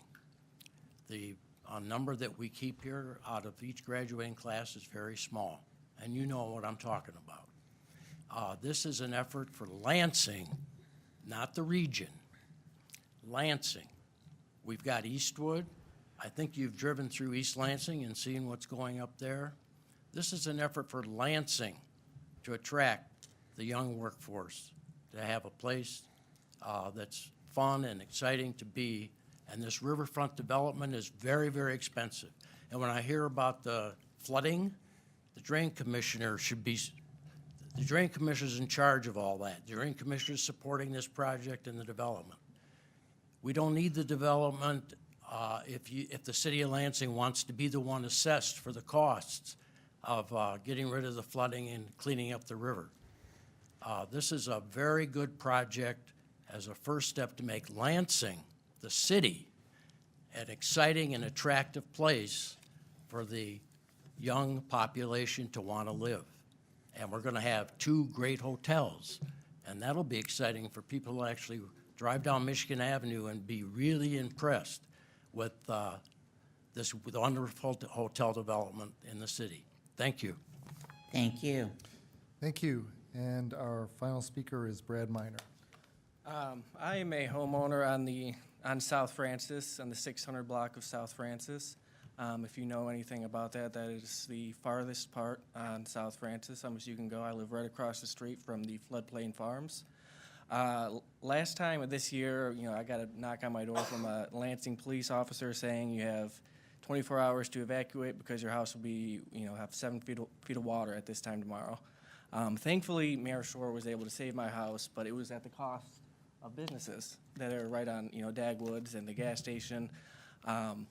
I know we talked a lot about flooding here, but as a homeowner in that area, my fears and concerns haven't been put to rest about the flooding. I'm very concerned about flooding in that area. I don't know how you can, I've been to, some meetings where, the drain commissioner has explained how he could, ease my concerns, but, when the water can rise 10 feet in one day, and I just don't see how you can put a drain in there, and that's a floodplain. That golf course floods every spring, we see it. And I just don't see how I know they're not gonna let that complex flood, and I don't think that, my concerns about a drain haven't been put to rest, that they can build a big enough drain to keep that water out of the east side neighborhood. I love the east side neighborhood. I would definitely consider selling my house if this was passed. I think it's also important to realize that this opposition to this project, spans political ideology. I'm very conservative, probably the only Republican in this room. And you have a conservative Republican here protesting a big developer about environmental concerns. If that doesn't tell you everything you need to know about this project, I don't know what will. Thank you. Thank you. We are to the referral of the public hearings. The first, Number 1, the Glenburn. we'll go back to the Public Service Committee. Number 2, the Red Cedar Development. We'll go back to Committee of a Whole. And number 3, the ordinance for We the. will be acting on that this evening. All right, then we are to the consent agenda. There's probably one item on the consent agenda, so I just recommend we pull everything and take them individually. All right, thank you. All right, then we are to resolutions for action by all council members. The only resolution that's left is the tribute, and Vice President Spatafor, would you like to speak to that? I move the tribute in recognition of Marge Hetherington, and beyond that, let me check into it. And she is with the Community Circle Players and has worked as an ambassador promoting the Riverwalk Theater for a number of years, and this will be given to her at an event. So with that, are there any questions or concerns? Seeing none, all those in favor say aye. Aye. Opposed? Passes unanimously. We are to the Committee on General Services. Councilmember Washington. Thank you, Madam President. The first thing we have before us is a resolution from the League of Michigan Bicyclists. They are requesting this resolution to be recognized as a local nonprofit organization operating in the city of Lansing for the purpose of obtaining a charitable gaming license pursuant to MCL 432.103. That came before us tonight. They are having a fundraiser in June, and they want to raffle off 3 special bikes. I think they said they're from the Detroit Bicyclist Company in Detroit. But anyway, in order to have the fundraiser and to do this raffle, they have to have our approval and documentation saying that we approve the nonprofit. So we have, excuse me, we have the motion before us. Are there any questions or concerns? Seeing none, all those in favor say aye. Aye. Opposed? Passes unanimously. Councilmember Washington. Thank you, Madam President. What we have before you now is the resolution denying the claim for Nicholas John Primo. He was a speaker earlier. He said that his house was red tagged, and he had heard that when he came to committee, he said that he had heard that if your house is red tagged, that they won't deliver any mail there. But I was a little confused at the time. He got other mail, but he said he didn't get this mail, and that although he had started cleaning up the trash, it wasn't finished. We did have to go in there and clean it up, and it was. If either one of my colleagues have anything to add to this, it was rather confusing to me, but at the end of the day, the pictures were pretty upsetting. The house was red tagged. He said he moved in with his girlfriend and he intends to fix the house And he, as you heard, he would like us to eliminate it or just do a percentage. It is our recommendation that this claim be denied in the amount of $3,065, but I would note that you can make payment plans. With that, I move the resolution.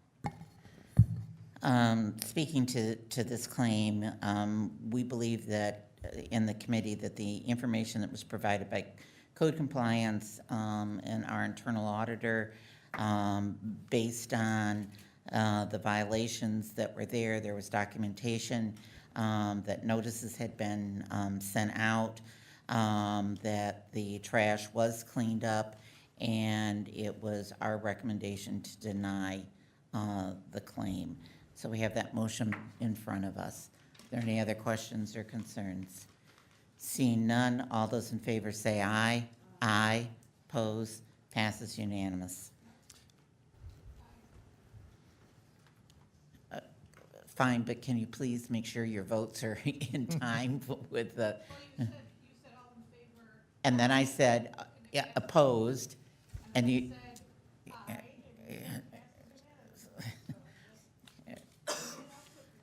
Thank you. And we are to the Committee on Personnel. Councilmember, Vice President Spatafor. Madam President, I move a resolution changing council rules relative to the city council time bank, city council staff time bank. I'll explain that through the discussion. A while back, there was set up a time bank for our employees of the city council to bank unused leave time. You recall, you'll see on the hub and in the city listservs that occasionally employees will request time off donations for extenuating circumstances. Because our staff are exempt from all of those requests, this was done a long time ago, and time was able to be donated to this bank. We are proposing a change to council rules that would cap that time, and no longer could that be donated. That will cap at December 31st, 2018. There are 911 hours and 97 in there. We are also putting together in that resolution a limit of 2 requests per calendar year for hardships. And then each request is capped at 32 hours consecutive time. And then any hardship request for time bank usage will be evaluated on a case-by-case basis by the council president and vice president, and if approved, if approval is recommended, it'll go to the Committee on Personnel, and then the council will have to make a final approval on that. And just for clarification, this is not council rules, but personnel rules. Council rules would require us to have it sit for one meeting before action. This is personnel rules, which we can vote on this evening. And so we have that opportunity. Councilmember Dunbar. Since I wasn't in that meeting, what was staff's reaction to that? They actually asked for a utilization of some of the banked hours, and in order to be able to have that, we needed a process in place for that. So that's why we're moving forward with the recommendation of HR and the city attorney's office. I will also add that the last time this was used was before many privacy laws had changed and things like that. So it was basically just an open, came to the meeting and asked for time because you had a long-term illness or things like that. Now we have a much more stringent policies and laws regarding patient privacy. So that's why we want to develop a system that was accountable but also discreet. 2009 was the last time that this was utilized, so these have been there for some time. Councilmember Washington. Thank you, Madam President. I was only able to read this very briefly before the meeting, so I'm just a little bit confused. This 900 hours, is this what our staff has in the bank, and is it going to stop at that? And are they not part of the general leave bank pool? And if it's capped, once this 900 hours is gone, is that the end of this? These are the questions I have. Over the years, going back to 1997, council staff received comp time, and that was given to them because there was numerous meetings in the evenings.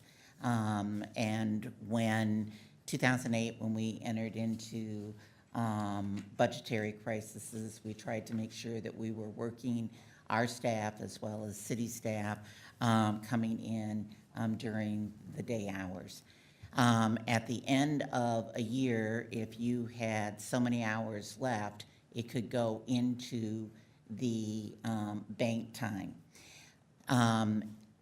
Because council staff is on the exempt plan, they are not part of a union, so they cannot apply as our union employees can to have people donate time if they need it, if they've used their vacation and sick time.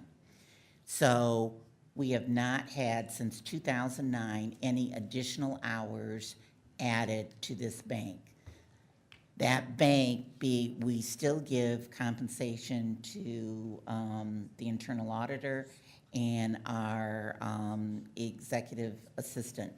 But those are required to be utilized within a month or so they do not accumulate. What this would do is close that off with the 900 and some hours that we've had. It would allow any of our staff for a hardship or an illness that have used up their vacation and sick pay to request this from the bank to be able to compensate them. But once it is used up, it will be gone, and then council will have to determine whether we do something else. But having that many hours and only being able to use 32 of them twice a year, and the likelihood of running out of those in the near future is few and far between. Any other questions? Okay, we have the motion from the Vice President. All those in favor say aye. Aye. Pose. Passes unanimously. We are to the Committee on Public Services. Vice President Spatafor. Madam President, I move the resolution for the decertification of parts of Wilson Street, Linwood Street, Fernwood Avenue, Southgate Avenue, Patton Avenue, and White Street from the Act 51 street system. There's a presentation in your packet as well if you want to take a look at the maps and the, not quite so, they're actually some pretty pictures.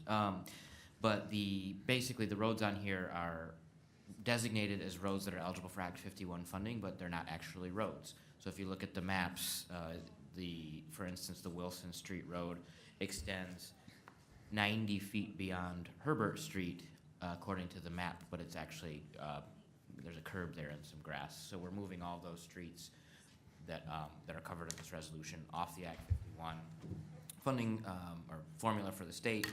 It's about 771 feet in total. It will negatively affect our Act 51 dollars, but in a very, very, very small way. But we aren't supposed to get the money anyway. So this was discovered during the biannual rating system of the streets, where they go around and assign a PACER rating to our streets. So there you go. Are there any questions? Seeing none, all those in favor say aye. Aye. Opposed? Passes unanimously. And we are to the Committee of the Whole. Vice President Spatafor. Madam President, I move the resolution setting a public hearing in consideration of annual consolidated strategy and plan submission and action plan proposed budget for the community development and block grant fund resources for fiscal year 2020. And that would be for April 22nd. Yeah, there it is. April 22nd, 2019 at 7 p.m.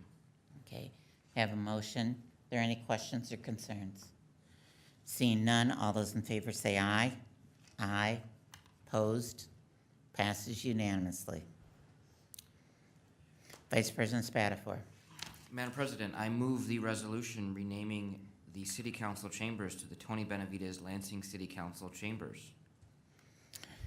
We have a motion in front of us, and at a later date, we will be having a ceremony and have the family down here at that time. Are there any questions or concerns? Seeing none, all those in favor say aye. Aye. Opposed? Passes unanimously. Now we have the late item. Councilman, Vice President Spatafor. These are making me work tonight. So we have a late item, but there also in front of you is a substitute for the late item. So you're going to move the substitute. Yeah, I would like to move the substitute. All right, we have a motion on the substitute. All those in favor of the substitute say aye. Aye. Now you can speak to the substitute. Thank you.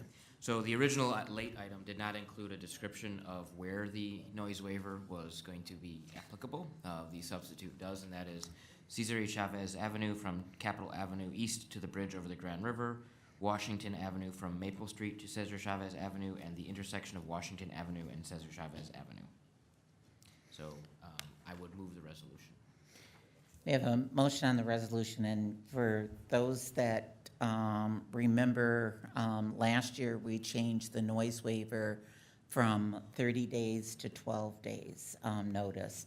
So this will allow us to have the public hearing on the 22nd, because 12 days will be up on the 21st. And we'll still have enough time to get the mailing out.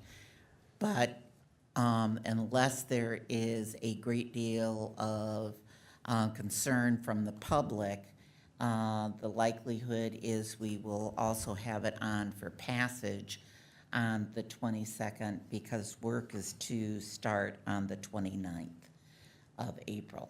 So with that, all those in favor say aye. Opposed?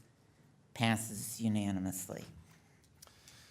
We are to ordinances for passage by the Committee of the Whole. We have an ordinance of the City of Lansing, Michigan to amend the Lansing Codified Ordinances by amending Chapter 292, Sections 292.14 sub G and sub H to provide that an employee who between October 30th, 1990 and September 30th, 2003 transferred from a full-time city UAW union position into a full-time City Teamsters 580 union position, but was not vested in the employee's retirement system at the time of transfer, may use the accrued UAW time for calculation of the employee's Teamster union service credit vesting, but not for pension benefit multiplier purpose, and to renumber the existing subsection 292.14G to 292.14 sub H without text change is read a second time by its title. The ordinance was reported from the Committee of the Whole and is on the order of immediate passage. Vice President Spatafor. I move the ordinance.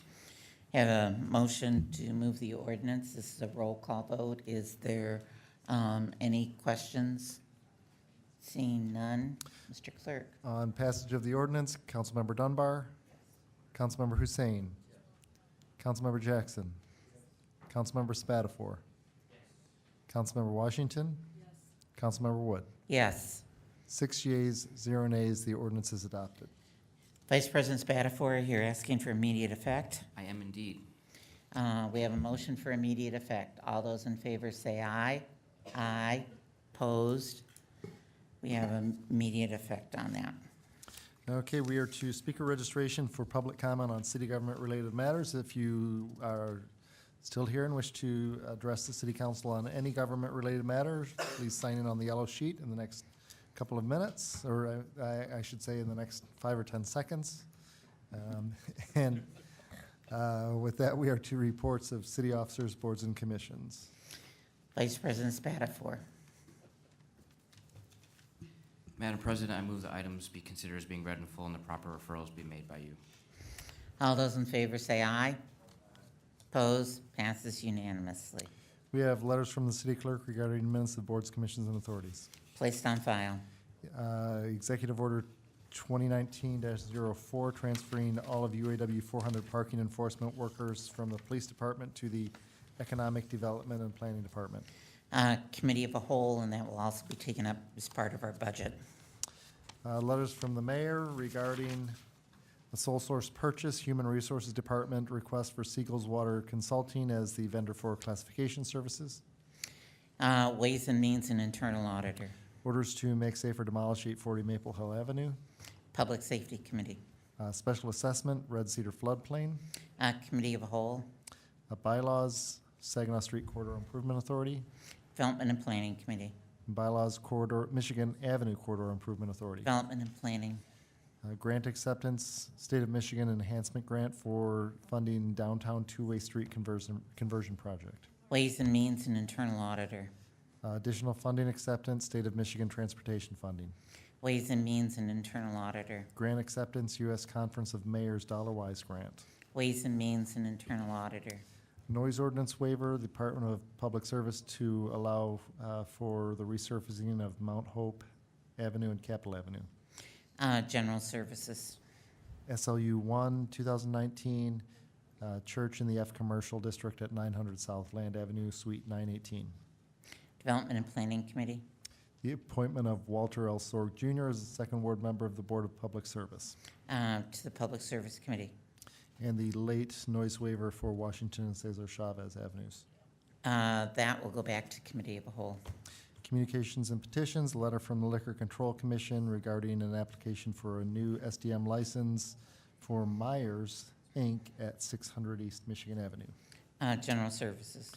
And a letter from Liquor Control regarding the transfer stock interest for MASH Mavericks at 523 East Shiawassee Street. General Services.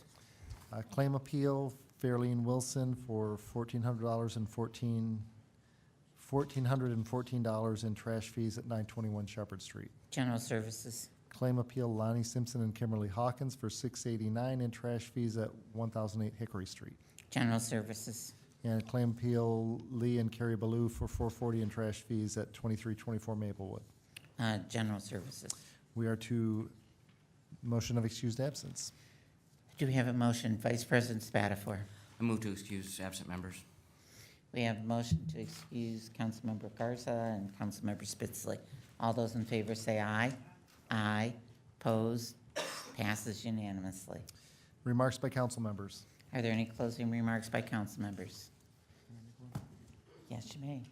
I should have said this in my earlier remarks, but after the ENO Super event, I had donated lunch with the clerk, and I just wanted to thank Loretta Stanaway for bidding on that. We had a wonderful lunch together.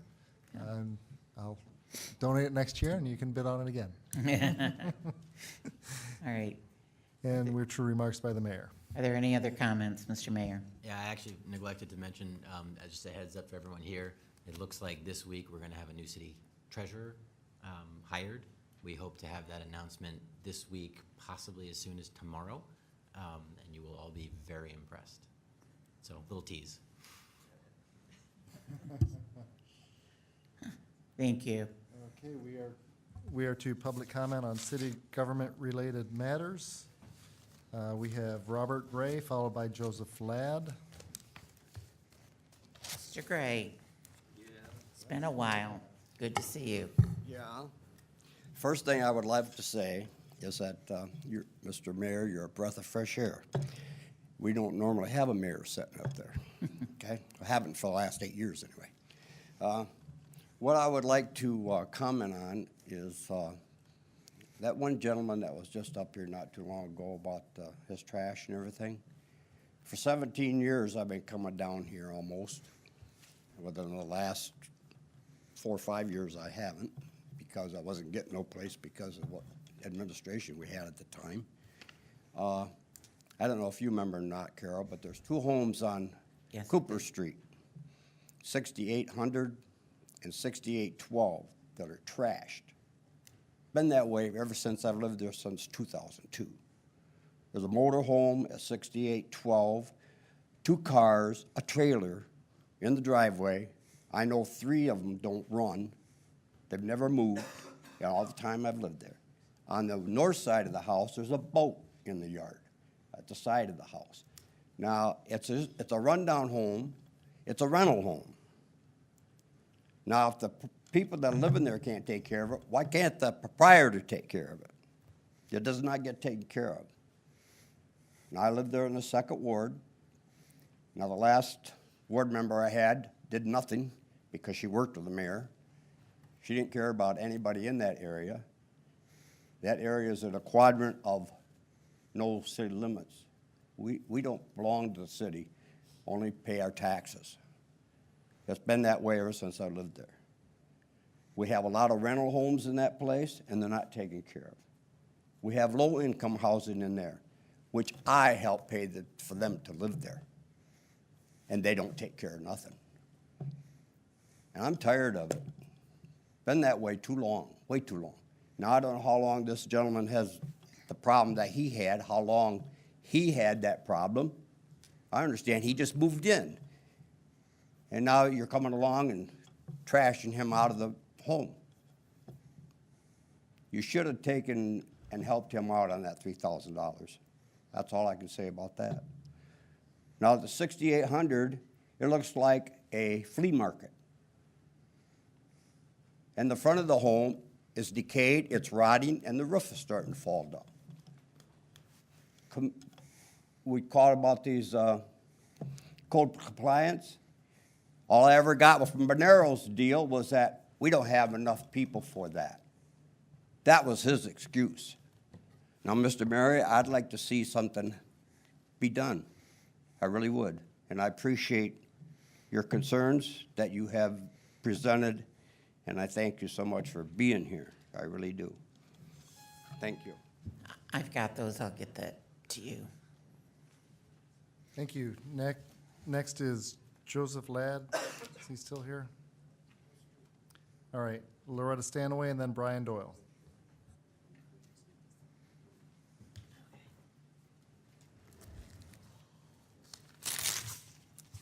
All right, I know you council people don't have unlimited time to do unlimited research, so I did some of it for you. I've been hearing from several sources that the projections the developer used for the numbers he gave for jobs and occupancy and so forth in these projects was 95%.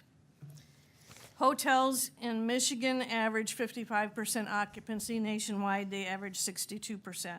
Retirement homes, 85%. Apartments, 88%. Multifamily housing, 75%, and office space, 50%. None of that is 95%, folks. If he is using 95%, you need to go after him for better projections. The residents as a whole, from what I see on Facebook and what I've heard down here and what I hear from people that I run into in the public, do not support this project. And they will bear the biggest burden for the biggest amount of time on this project. They will bear this burden for 30 years, so make sure you know what you're doing when you do it. Gillespie's building a hotel. There are hotels going up in Eastwood. There are hotels going up in Meridian Township. There are hotels going up in the Park Place, wherever that is. I'm not quite sure, Park Project. I did a little further research and looked up HUD's projections for the greater Lansing area for the need for housing through January 2020. Studio units, 40. One-bedroom units, 400. Two-bedroom units, 500. 3+ bedroom units, 310. That is a HUD projection for the greater Lansing area through January 2020 for a need of 1,250 units total. That's already been exceeded by the projects we've heard are in the works or undergone or undergoing. 900 more units, talk about a housing bubble, you've burst it. Thank you. Thank you. Thank you, and then Brian Doyle. Hi, again, Brian Doyle, and I appreciate the opportunity to address you again. I got super nervous when I was up here at first talking to you because there were a lot of people that I knew in this audience, and I know this is still public record and I'm probably on TV, but it feels much less intimidating in here right now, so I appreciate your time. And it was odd speaking here because there were a lot of people in this audience, again, that I work with, that I interact with, that were speaking in favor of the project. And that's fantastic. Again, we can have that, but it's this soft power interaction that I think happens a lot in this Lansing community that I can only imagine how that plays out on the council as well. That if I feel that as someone that's just like a 31-year-old that lives downtown and does not run into these people in other places, it's very awkward for me.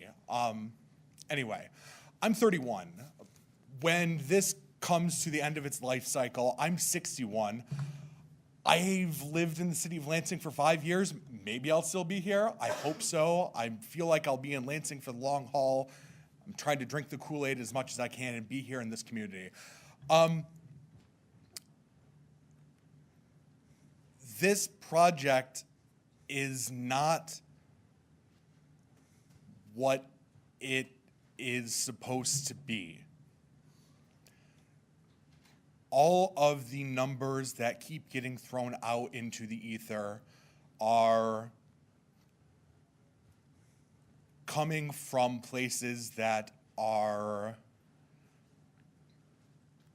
layered in self-interest, quite frankly. When 3 or 4 years ago, articles were published, and you can go back and look at the reporting of Judy Putnam, Miss Putnam from the LSJ. She has several university officials and LEAP officials on the record saying, hey, the university is encouraging city officials to not build more student housing because we don't need it. Please stop, university officials are quoted as. But what you're seeing in the headlines right now is, but for the last 3 years, we've grown. That's okay. We've grown for the last 3 years at MSU. That's great.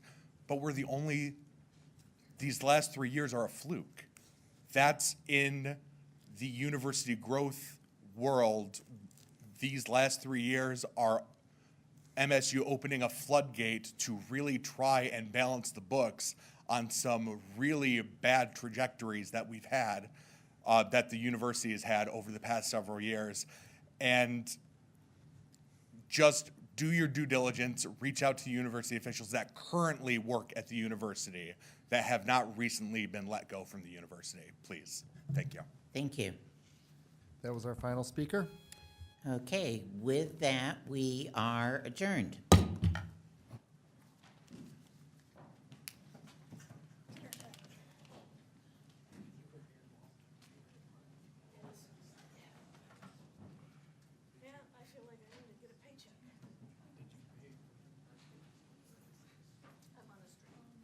Is there a way to get a document to you guys that you would all be able to see via email or something? Email you? Great, great, thank you. Thank you. I'm gonna go find myself someplace that's still open that serves dinner.